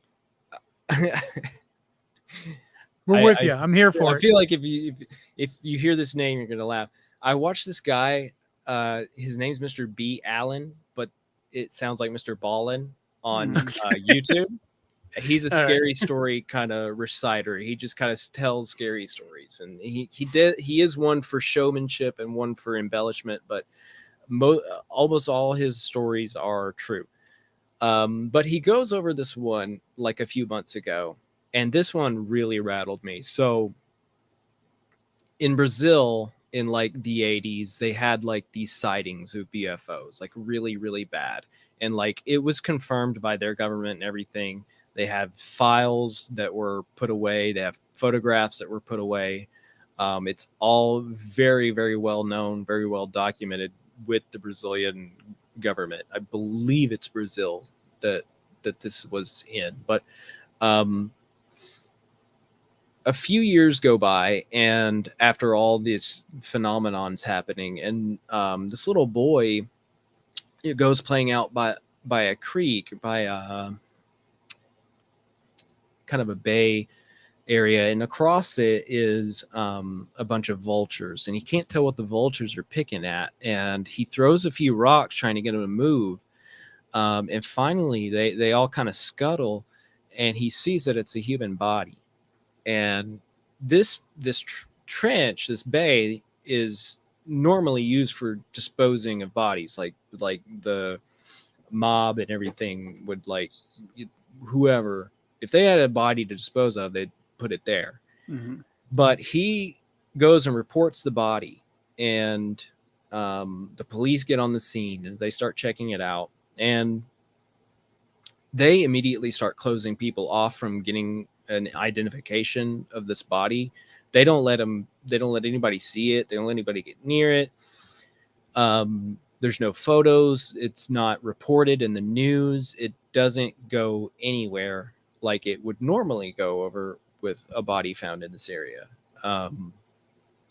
And then a leak happened in this file years later, showing that this body had like perfect holes drilled into it, and there were certain organs taken out of this person. The blood was sucked dry, and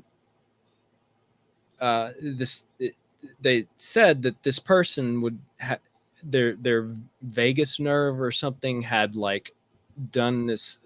They said in a reading of it, they said that he must have been in so much pain that this nerve killed him. And what he connects at the end of the story is that the same holes were found in cattle and livestock in the Brazilian area during the UFO sightings earlier, just a few years earlier. So that really fucked with me. Who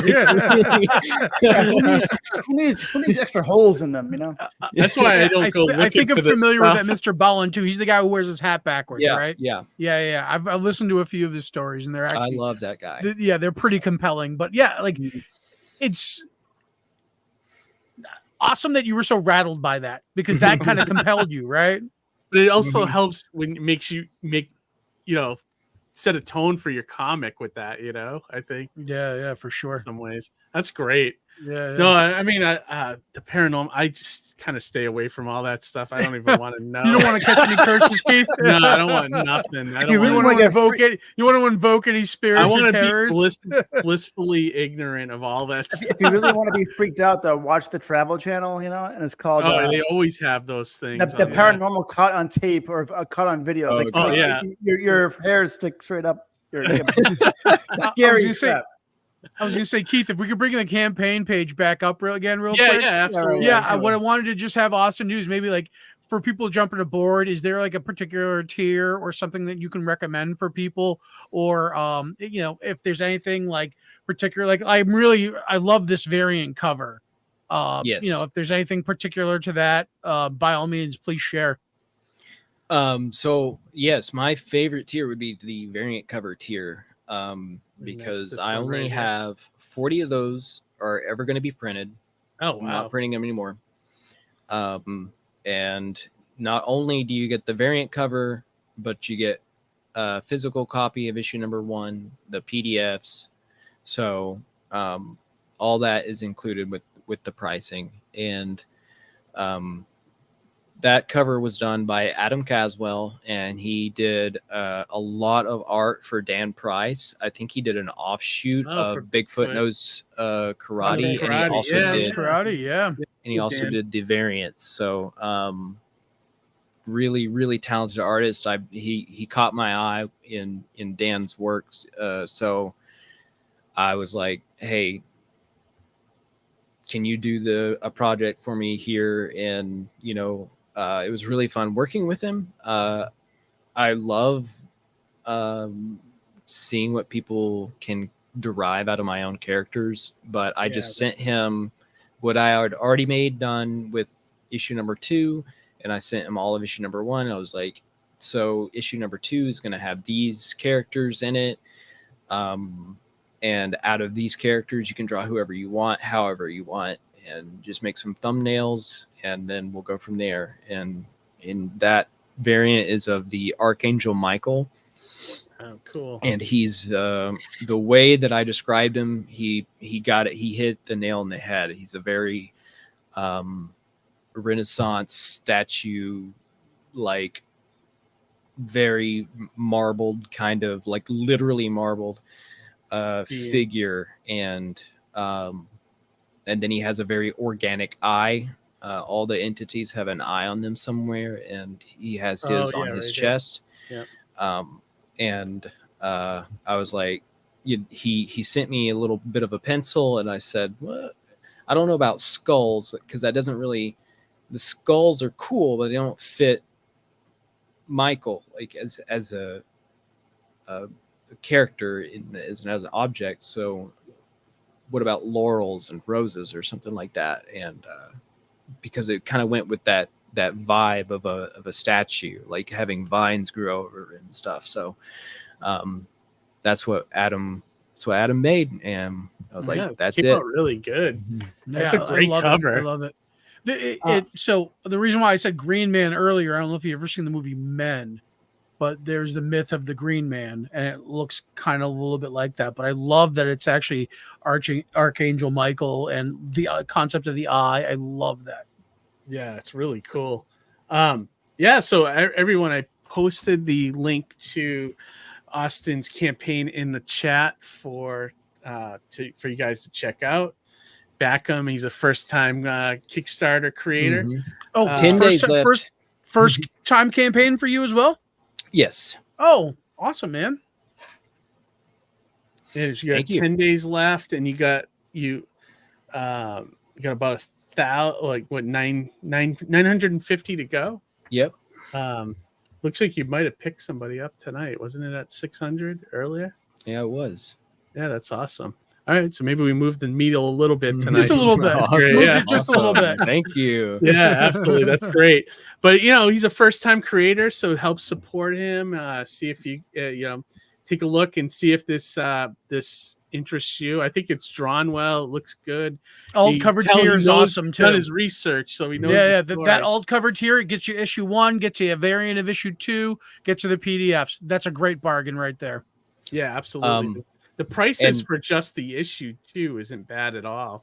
Right. Like you get the PDFs for 10, both of them, and then you can get the single issue if you just want the standard cover for 15, which is a decent price for single issues. Is it just a standard 24 to 28 pages? It's looking like it's gonna be 32 to 36 pages. Oh, that's nice. That's a big stacked issue. That's pretty good. It's gonna have some bonus pages. So every physical copy comes with like a little bit of like infographic stuff that gives a little bit of insight.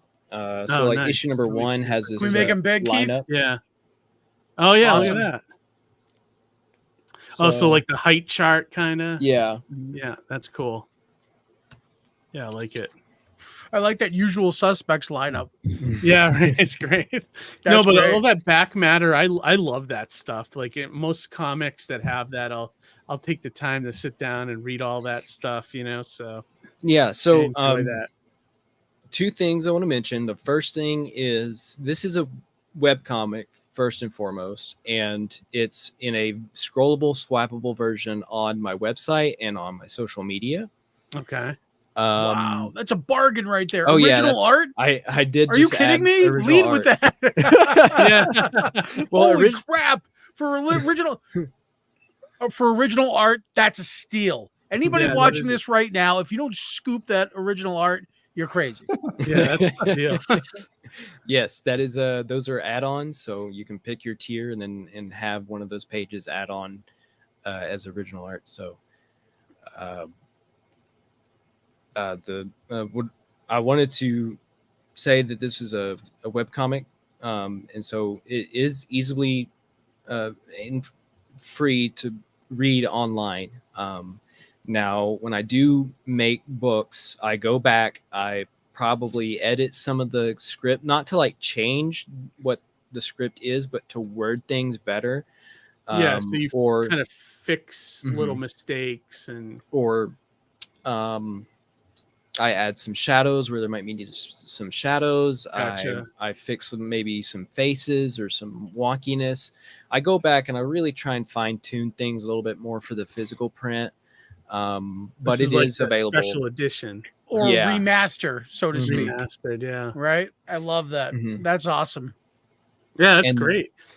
And then the second thing is, if you are a fan of Attack on Titan, of Gargoyles, the Christopher from the Homebrew Comics said that it was very Full Metal Alchemist-esque.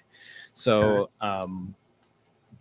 that's an avenue I'm really trying to actually go up. That was a huge compliment for him to say that it seems very Full Metal Alchemist. I was like, yes, it does. That's awesome. Awesome. Yeah. So the link is in the chat for Austin's campaign. If you're watching this tomorrow, it is in the description of the video. He's got 9 days left. So definitely help him out here. See if we can push this campaign over help the out, finish help line.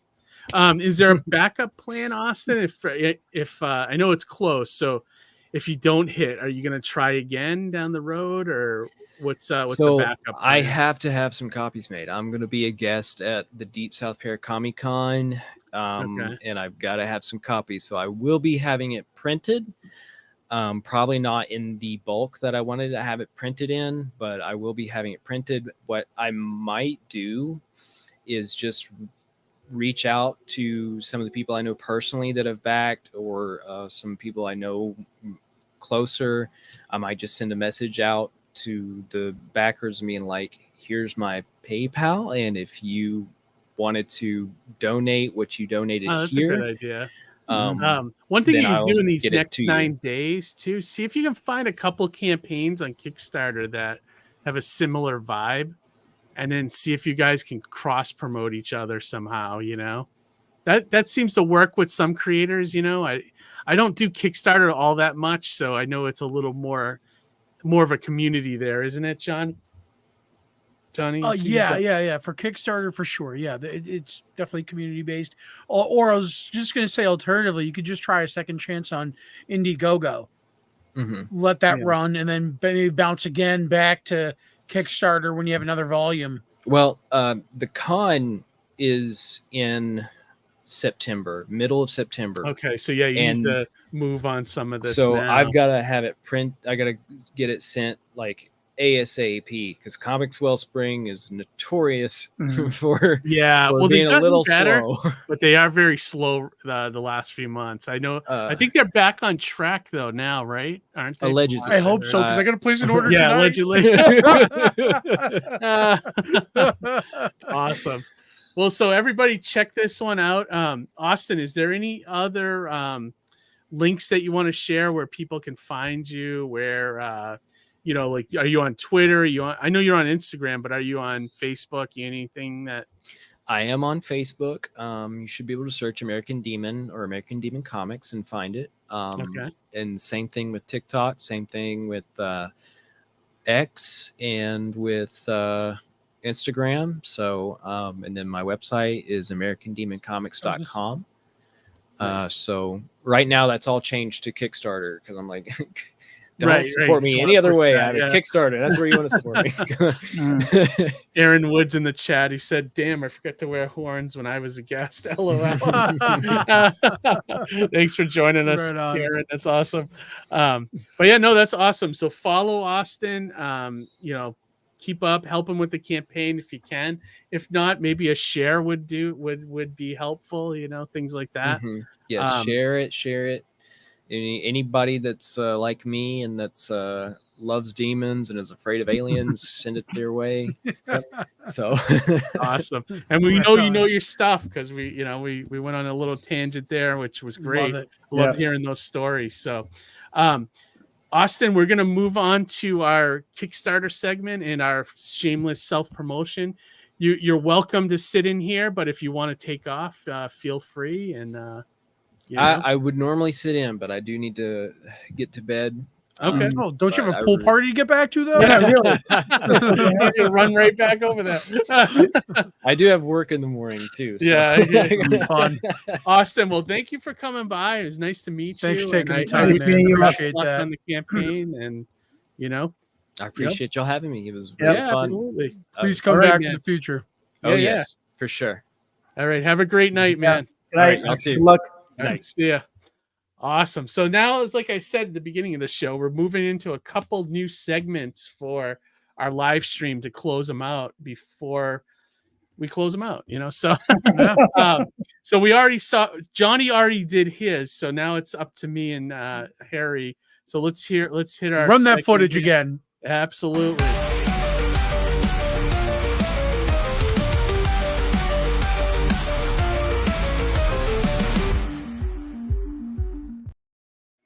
Wow. Awesome. I really didn't think we're going to do this tonight. So I'll go first because I don't know much about mine. So I'm going to share yours first. We can discover it together. A comic called Arc Fry, I think is how you say it. Is that how you say it? Arc Fire, maybe? Yeah. Fiery. I think it's fire because isn't that how the fire festival's spelled? Maybe. Yeah. So this is a comic by Kevin Davis. And what caught your eye on this one? Well, it kind of reminded me of everything that I like about being different, or kind of like Teen Wolf. You're somebody in one aspect of that, but you're a completely different other entity in a different way. There's a mystery behind some of his background. He doesn't know what he is. And he's discovering, what different traits of his past. I guess I don't know. I didn't really get too much into it. I wasn't really sure we're doing this tonight. Oh, okay. I'm glad you picked one and you have a reason for it. I did like the look of it and remind me of Teen Wolf too. Like things are happening. He's changing. And he doesn't know what was happening. So we're kind of like living it through him. Kind of his. Yeah. No, I like that. It's kind of cool. Yeah. Got a nice manga look to it, which is I like cool. the artwork. And it looks like it's like it looks like some kind of werewolf or something. That's kind of like like being, you didn't know what was happening to him, I like, much like Teen Wolf, you didn't know what was happening. Yeah, right. I love that movie. So, all right, so going into mine, this one is kind of like more like because I worked on it too. So the boys, the Soto brothers, Justin and Ben, launched their campaign tonight. Tricks and Treats Volume 2. Now this is an anthology for horror fans. I lettered, I think, 3 stories in this campaign, and I got to say the stuff I lettered was really cool. Like especially if you're a horror fan. They have there I am right there. That handsome mug. who that handsome man right there? And this is Justin, and then this is Ben, who's been on the show before. They were actually launching tonight and wanted me to come on their YouTube channel, but it was like right at the beginning of our show, so I couldn't do it. But I told them cross over tonight. Yeah, I couldn't cross over, but this one. I mean, they talk about the different creatures and stuff in this volume. This one was my favorite of all the stories. It's about Nazi occult experiments, so it was like a story kind of stuff. Yeah, it was set in like cool. World War II, and a group of army guys go over to this Nazi stronghold to rescue a guy, and of course it's like crazy experiments and stuff starts to happen. And they might have some pictures of the artwork here. Let me see if they do. But yeah, really good stuff. That's cool. Especially if you like anthologies, I think you'll. And these guys are coming on, I think, like next month or probably probably later this month they'll be on. But this is one that I lettered. This one's about like a vampire, kind of like reminded me of Blade a little bit, or Morbius, I should say, where it's like a vampire taking revenge on other vampires. And so that was that one. And then let me see if they show the Nazi vampire and vampire hate crimes. No, this was one of the ones I did that was like a Cthulhu kind of vibe to it. This one right here, Die Brucky, cool. I think is how you say. I don't know how you say that in German, but this one was awesome. I had a great time lettering it, but just the way the story unfolded, and the different like looks good. Creatures Love that panel right there. Yeah, isn't this a great panel? Like, it's just so cool, and like, just weird stuff like this, And I guess this is based off some not real, but like a folklore kind of thing. Cool. Good work, Ben, Keith, all you guys. Great. Thanks, man. And this one, I was proud of the lettering on this because they were doing like the old EC style. Yeah. And so I tried to match the dialogue and world balloons to be sort of like that old EC style as well. That's great. I love that vibe. Yeah, isn't that great? Like, I'm telling you, this book is awesome if you're a horror fan. So definitely check it out. They launched today. Another devil there, I saw. What's that? Theme night. If you just go back up. Oh, I know. It's been like paranormal and aliens. The devil and, yeah. Chupacabras. Yeah, exactly. So these guys, I think they're cool. They're cool brothers and they're cool creators. So definitely worth checking out. What did he say? I missed the joke. He said chupacabras. Well, it's so funny. random. It's funny because a long time ago, my friends and I were at a bar, and this woman kept bugging us for like money. She didn't have any money to make a phone call or buy something. He's like, "Oh, can I borrow this? Can I borrow that?" I'm like, "It's just like a chupacabra." She has no money. We created. Oh yeah, you said chupacabra. Yeah, right. It's a paranormal person that has no money. That's too funny. Highly recommend this campaign, Chupacabra. Right. So all you Chupacabras out there, try and check out this campaign. Don't be a Chupacabra. I just shared the link in the chat here, so that's great. But yeah, check that out. I think that's really cool. And yeah, I think then I like this segment. One more. I was gonna say one more shout out to Mike's Occult Incorporated #1 that my Kickstarter pick. Yes, that looks like a great book, Johnny. I mean, I didn't look at the link when I saw the image when you sent it earlier today, but I didn't click on it, and I didn't click on it until we went live with it. And looks like a good awesome book on it. Who do you get for an artist? The guy is like, it's in the campaign page. I forget who off the top of my head, but he's working with some serious people there for a first timer. He's got Justin Birch. Yeah, it's not. Yeah, he's not screwing around. That's going to be a very good book. Yeah, that's awesome. Yeah, that's great. So yeah, check out all these 3 crowdfunders that we put up tonight. And just find more comics that you guys love and back the indie comics because that's where it's at. That is where it's at. And now it comes to our final segment of the show, which, like I said, we're getting more like I don't know if we call this a talk show, but more like a segmented maybe radio show or something, or what would you say, Johnny? I don't know. Yeah, I don't we're just us.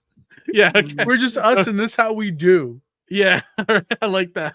So here's our final segment called self promotion.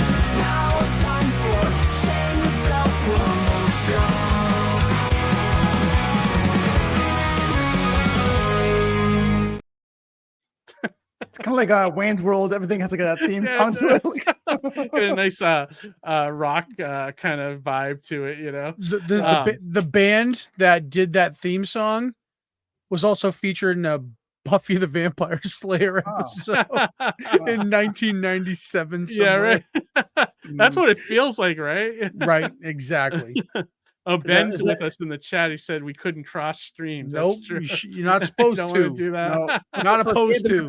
That's supposed to have to save them in the end, though. They had to cross the streams to save them at the end. So. Oh yeah, it's definitely. True. It's true.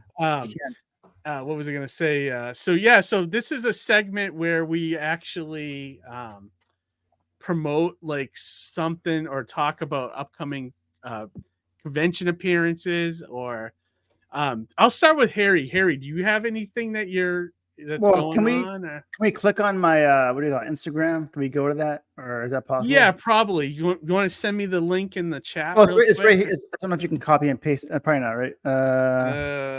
Let's see here. I can show you something that's going on this week, which I doubt I'll. Where are we? Do.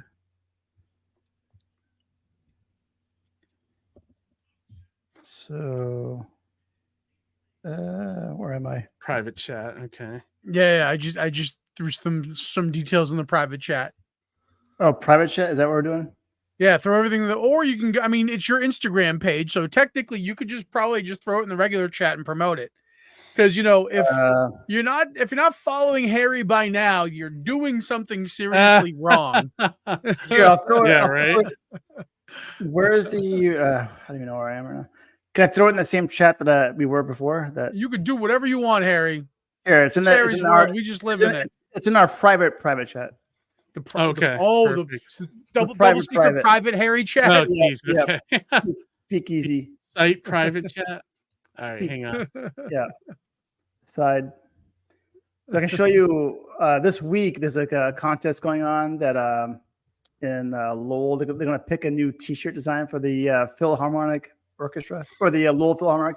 So that one right there, the first one, is my idea. So that piano shape right there. I don't know if I showed this before on here. You have actually.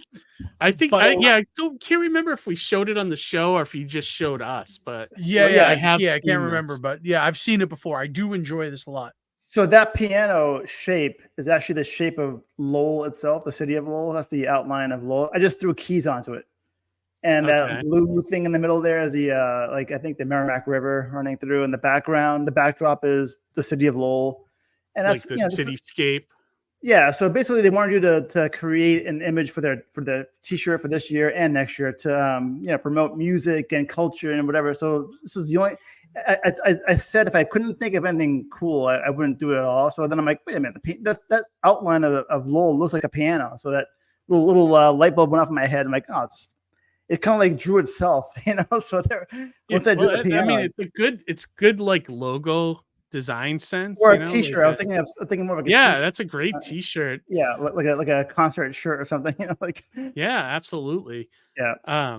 Yeah. No, I think I like the idea behind it. I like how you looked at this, like the shape of the city and was able to work with something like that. It just hit me, weirdly, and I'm hoping that nobody else has a similar brain that I do, so they wouldn't think of something similar. What do you what do you I was gonna say, like, when will you find out if you I think they're judging it this week, but I don't know how we find out, like who. Oh, okay. So maybe by the next next show episode you'd be able to know. The only thing is that it's kind of hard for me to even be I'm already on the outside looking in because they consider students and residents of Lowell first, and then the rest of Massachusetts. So hopefully they'll get to me on the fringe. So we'll see. Right. But if you go back on my page, you can see other things that I've done. There's like a whole zillion, like work related things and like personal things that I've drawn in the past. Like if anybody who hasn't gone there yet, if you want to like take a quick peek, if you want. Nice. There's like different kinds of like. And I think I have I have in the description. I have your Redbubble. Oh yeah, that's where I just where you sell your T-shirts and stuff. T-shirts, but I'll I'll start putting your Instagram there if you want, or I don't know. Oh yeah, that'd be cool because I put anything that I draw like personally, I'll throw on there, or anything that I've drawn for customers in the past that they've already received, I'll throw it on there just so they can, because they've already seen it. So they can, definitely. I don't want to like pre-post things without them knowing. Oh, absolutely. Yeah. Awesome. All right. So anything else you want to add, Harry, that you have going on? No. All right. Let me see. I'm trying to get our next one set up here. So hang on. There we go. Are you doing yours next, Keith? You want to save yours for last, or whichever is easier for you in the setup right now. Actually, it'd probably be you. That's what I was trying to say. Yeah, let's do it then. All right. So Now, this is exciting because both me and Johnny at the beginning of the show decided we'll probably do some cover reveals tonight. So now, Johnny, what is this a cover reveal of? So this is going to be the regular collected special edition of Surrounded by Death Volume 1. So this will be there's no more floppies. It's going to be this edition going forward. And I guess this is going to be the cover for that. I don't know if we're going to run video or not, but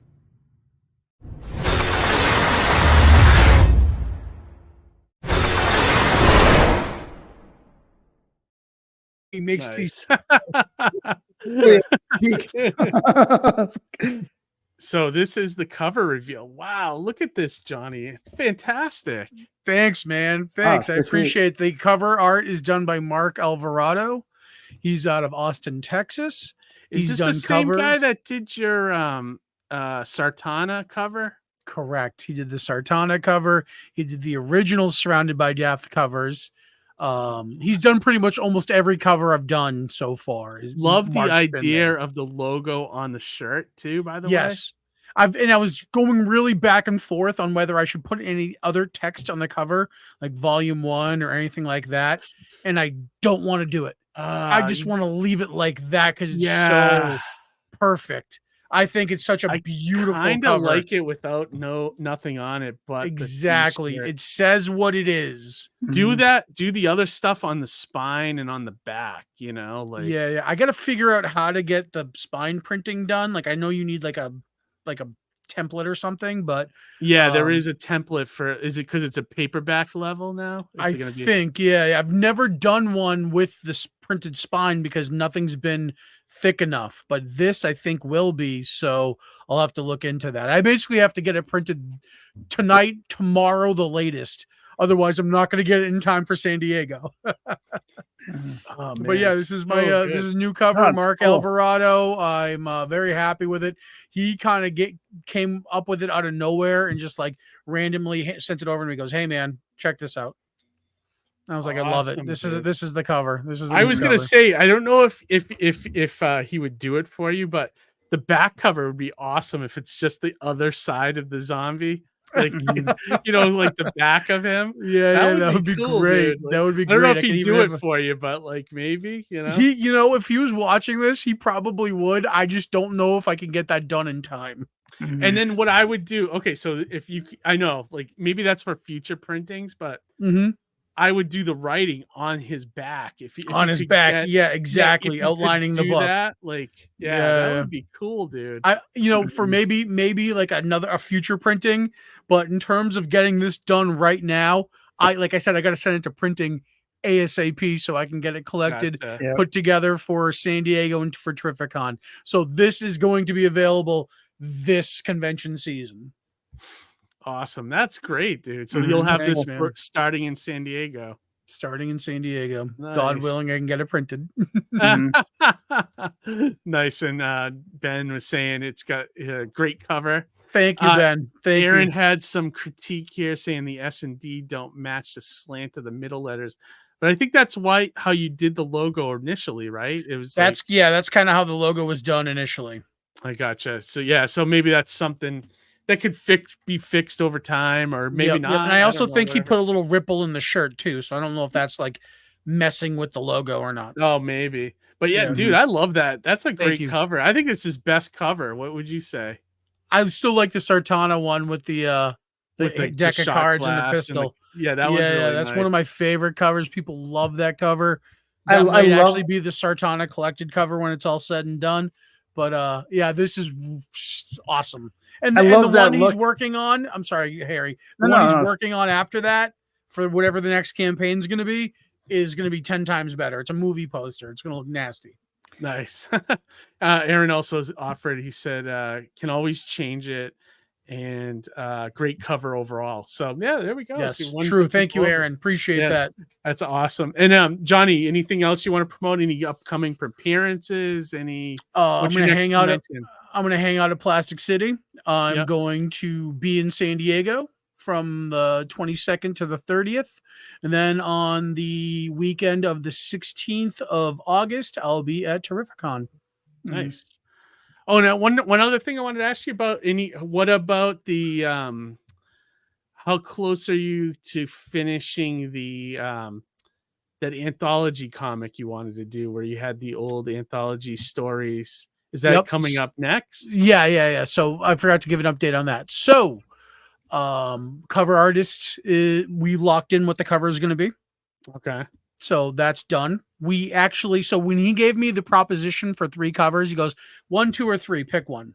I loved them all. So it was really hard to pick, but there's a design he did as a secondary option that I thought would look really good for a back cover.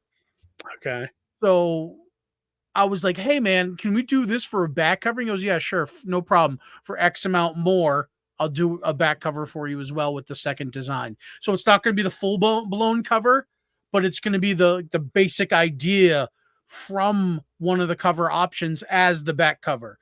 Gotcha. So he's just going to flesh it out better, right? Yes. So basically, in my heart, I'd like to have it available for New York Comic Con, and I'd love to maybe run a Kickstarter for it.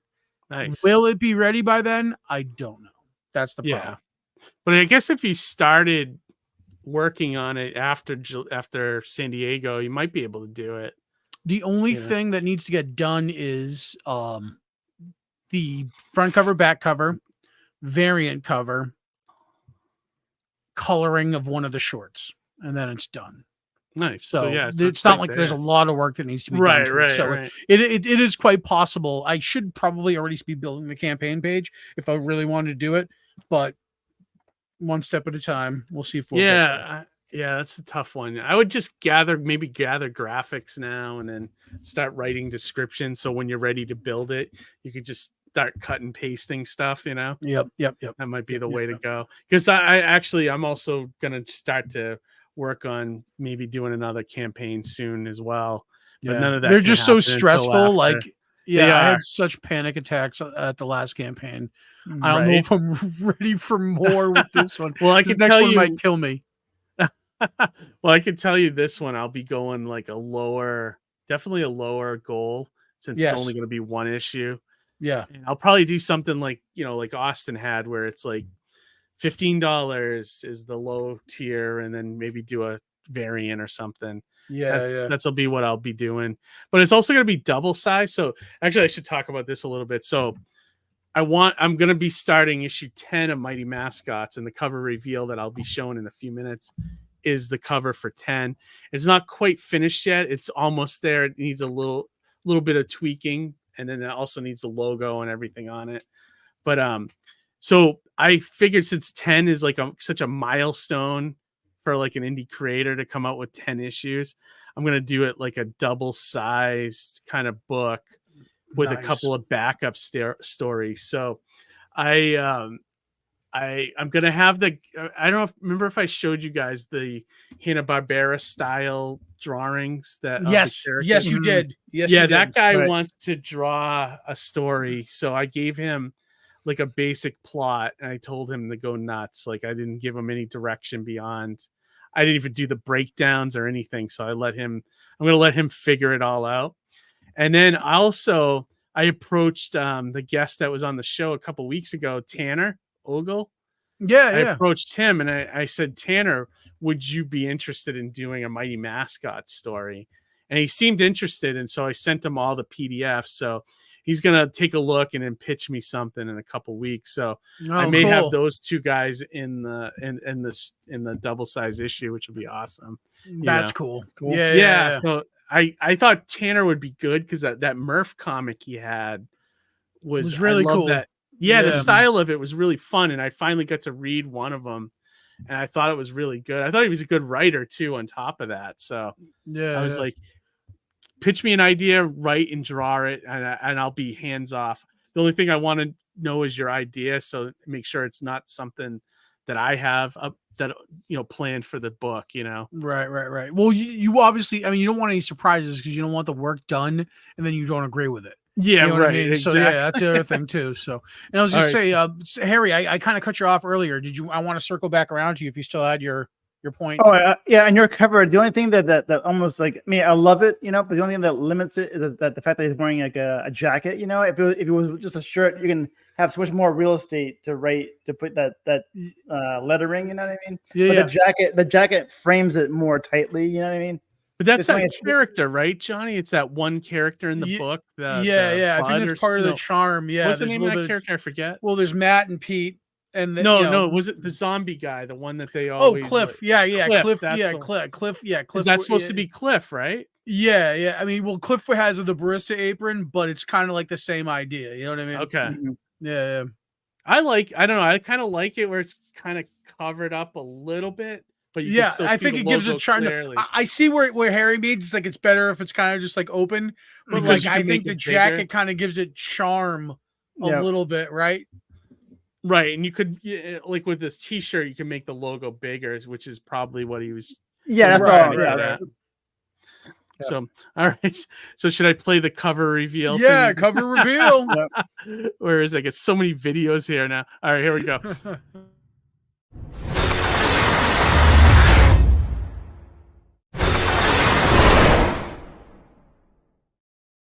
All right. I think Amy needs to recrop it so that it covers the video. But here's the Mighty Mascots number 10. Let me get in a little closer here. Oh, so awesome! Isn't that cool? So the one thing I have to have Amy go in and fix, add the robots' faces. So that's not quite complete. But this is basically the cover of 10. And the color scheme too. I love that you went with that color style. Yeah, right. Yeah, because I did pull you on that, which just good. That was the right one to go with. Both me, you, and Amy said that one right away, so I knew that was going to be the one.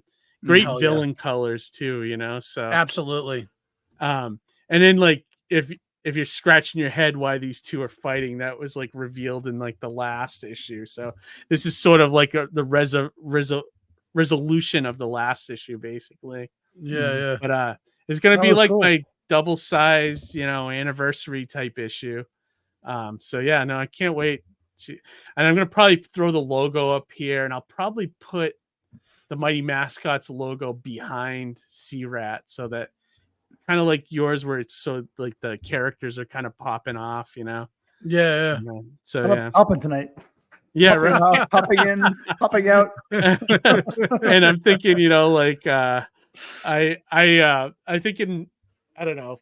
I gotta figure out like some kind of like, on the cover they always have like a saying or something, like I'll have to, maybe I can poll people and see what they think, Yeah, some type of like in this issue somebody dies kind of thing. Yeah, right. Like, some kind of like something along those lines. Right. Clash of the Titans, but I did that last issue, so we can't use that one again, or you know what I mean, or destroyed, or honey flakes. One day I think we should all three of us should join forces, and collaborate on something. What do you think of that? Know what I mean? I like that. Well, me and Johnny have been low-key talking about that. Yeah. Actually, I have an email from Keith I need to reply to. Whoops. Yeah. Yeah, we were low-key talk. Well, should we talk about this, Johnny, or no? I mean, if you want it, we're on the show. Might as well talk about it. This is the same shameless self-promotion stuff.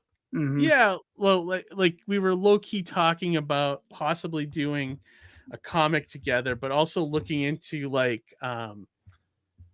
some IPs that we could probably like existing IPs and something that we might be able to snag the license for and make a comic with, So, but I sent him a bunch of list of like horror IPs that are like pretty much available because of most of them are in public domain. They're older ones and stuff, and but yeah, no, we were just low key talking about that a little bit.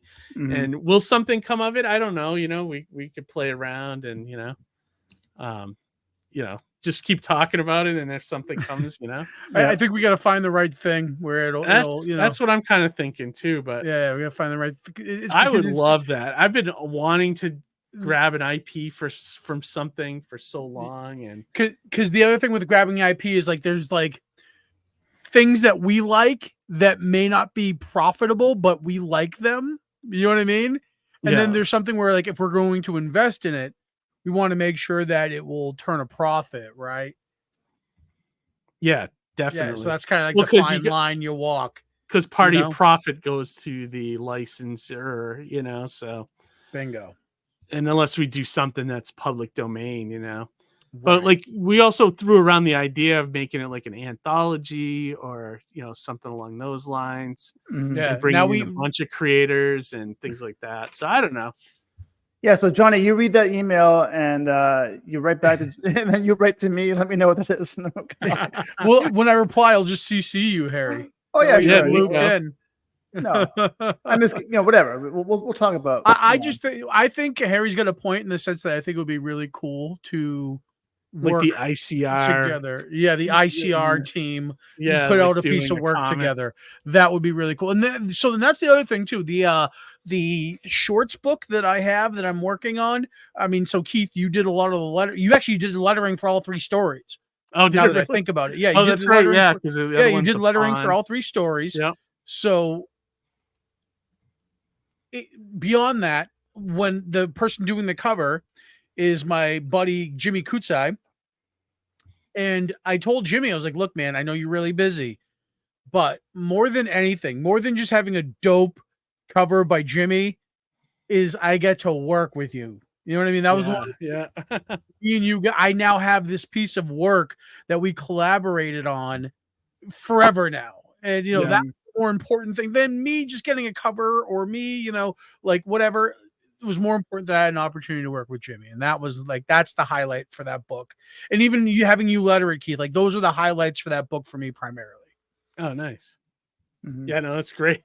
But Daniel Worley says, he heard Super Smash TV's copyright expired. You have a story for Super Smash TV, Johnny? Well, so if that expired, wasn't that kind of like the I'd buy that for $1 guy?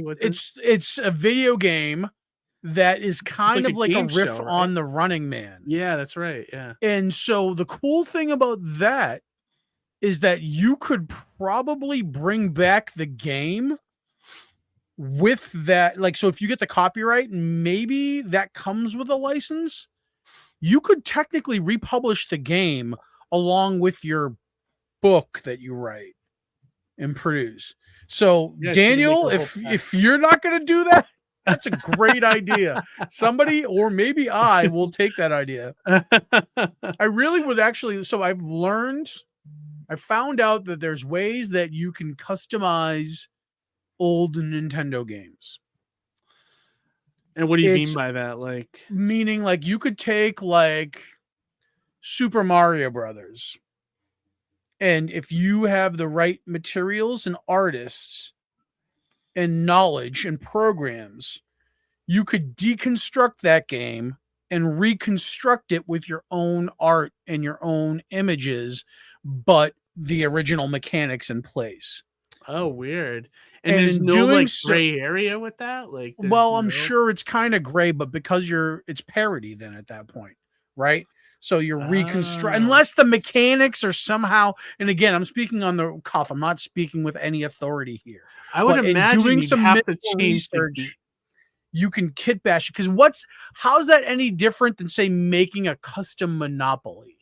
That's not actually. So they must Monopoly. have to change the game somehow, like somewhat. Well, you'd be changing the characters and everything else. The level layouts would be the same. The functionality would be the same. You would have to say jump on, you know what I mean? So think of it like this. Imagine Super Mario Brothers, but you would swap out components with Mighty Mascot things. So maybe Mario is Horatio Hornblower. Maybe, you know what I mean? Like maybe Luigi could be a different, character, and then you just have to basically illustrate the sprites basically, and then recompile the game with new music, replacing files. You're replacing the files. And then you just run it through an emulator or, a cartridge if you get a cartridge, and then boom, there's the game. It's crazy. I would love that. I'd love to see it. How cool would it be to have a Kickstarter where you release an 8-bit cartridge that fits in your old Nintendo that's of your indie comic? Yeah, isn't that crazy? Wouldn't that be awesome. wild? That It would just be takes awesome. work. What did he say here? One of my friends is trying to wrangle me into doing game art. If he's able to buy the trademark, I'm not sure how far he's got on that. Shoot, Daniel. Shit, if you do 8-bit art, man, let's talk. Maybe I can turn one of those old 8-bit games into something related to Surrounded by Death. And I think that would be fucking rad. Dude, you could take one of those like old haunted house games or something and Maniac Mansion. Yeah, there you go. Dude, are you kidding me? I would love to kit bash Maniac Mansion into something new that's an tied to an indie comic. Splatterhouse.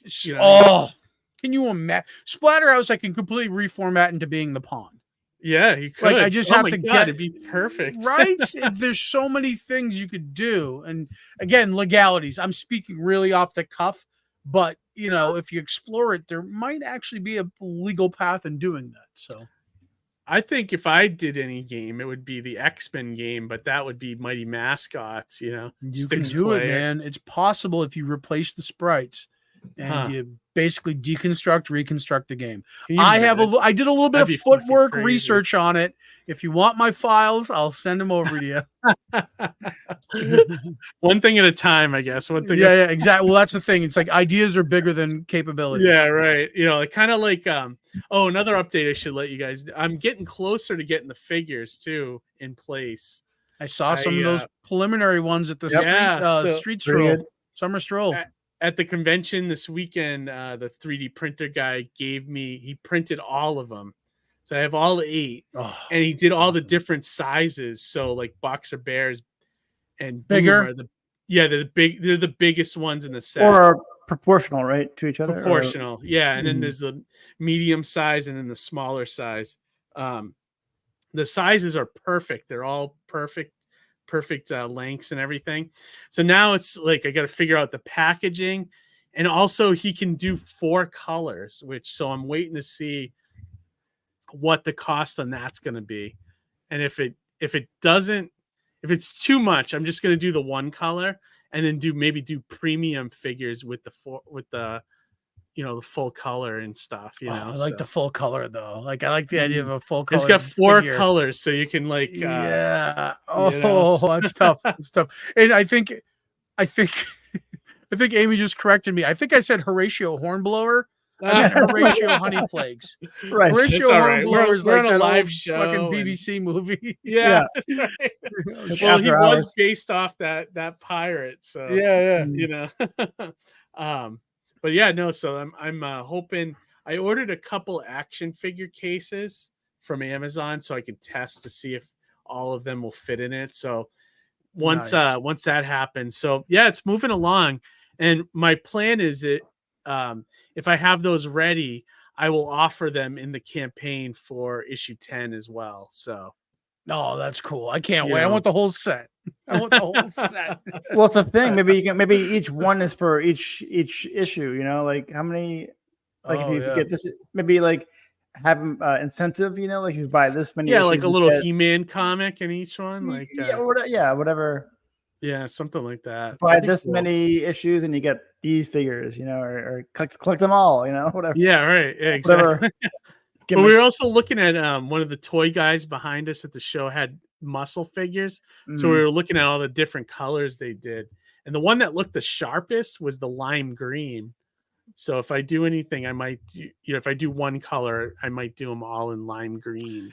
So almost like the Navy men, plastic Navy men, where they're all kind of green. Yeah. But except these lighter muscle men, they're more pliable. Yeah, exactly. So what if you do them all plain white or beige, and the kids can color them themselves? Yeah, markers. That's an option too. The thing is, the guy will have the file. So if I decide to do variants and things like that, I can always do that too. I still like the idea of doing the color there, though. You know what I mean?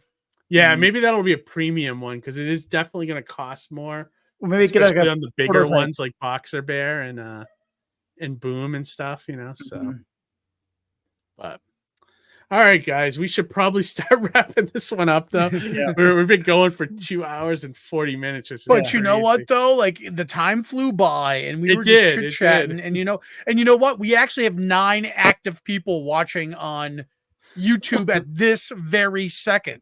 I'm showing 39 across all our platforms. Oh wow! Wow! The fact that we crew, So number one, thank everybody. Thank you all for watching our nonsense. That's number one. Like you guys could be doing so many better things on a Monday night. That if you're spending it with us, we greatly appreciate that. Yeah, I know we love having you here. So thank you to the guests for taking the time. Tim Jones, always great to have Tim on.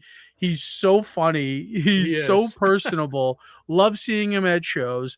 Austin completely sold me. I think I'm going to be completely frank. Trepidatiously going into this interview, I wasn't sure if I would connect with him, and then in turn, in speaking with him, I found him very refreshing. He was really nice to talk to. I wasn't sure. I wasn't sure. Well, with every guest that we got, let's face it, we never know the unknown, really. What? It's the mysteries of the unknown. Right.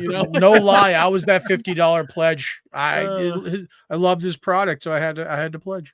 Oh, that was you? That's great, man. It was me. Yep. That's awesome. That's very kind of you to do that. But I liked it though. That's the problem with the show, Keith. Is that we see all these awesome guests. And we see all these awesome people, and I get exposed to all these awesome projects. And when I'm trying to be a little bit more frugal with my cash, I see an awesome project like Austin's. And Start, I got to pull the trigger on this. Yeah, start saving up now, Johnny. I just saw today Skybound is planning to do the Transformers, the Marvel stuff, like the G.I. Joe campaign. The complete set, right? Yep. Yeah. Okay. So they want to do it in the spring, so it's going to probably be a little while. So before it happens. I'll save up for that now. I was just going to say I missed the GI Joe one, and I came super close to pulling the trigger on that. They really need your help too, Johnny. Yo, yeah, they really need. Look, I'm going to be day one on Transformers when that launches. Yeah, I'm day one on that pledge on that one. That's straight up. I'm on the fence on that. I would love. I was never as much of the Transformers as I was G.I. Joe, but I may come around to that because I like those old Marvel ones were great. Yeah. I read a bunch of those. I suspect I'm gonna try to track down the G.I. Joe ones, maybe secondhand. You know what I mean? Well, it looks like they're gonna sell the books eventually. Yeah. They have cover prices. I think they're not going to have the nice slipcase and stuff, I assume, right? That might be the thing. They might not. Right. But I don't mind missing that per se. I'd want it for Transformers because I'm clearly much more of a very big Transformers fan. You know what I mean? I got an Autobot logo tattooed on me, so that explains a lot.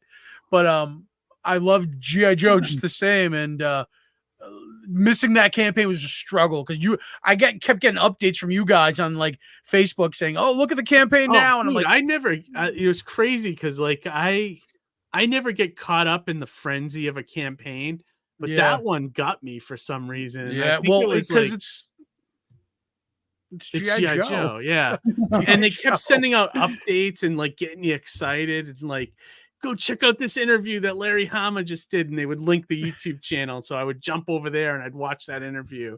And then, if we unlock this, we're going to get this. And, and they were doing polls and they were doing all this stuff. So they made you get involved. And I was way into it. I was I don't know. They got me, man. They knew how to do it. Well, and that's it. So they once they hooked you, they kept you engaged. And I think that's something that even us as indies, we can kind of take a cue from, right? It's already a struggle because people don't necessarily know indie books the way they know a brand like Transformers or G.I. Joe.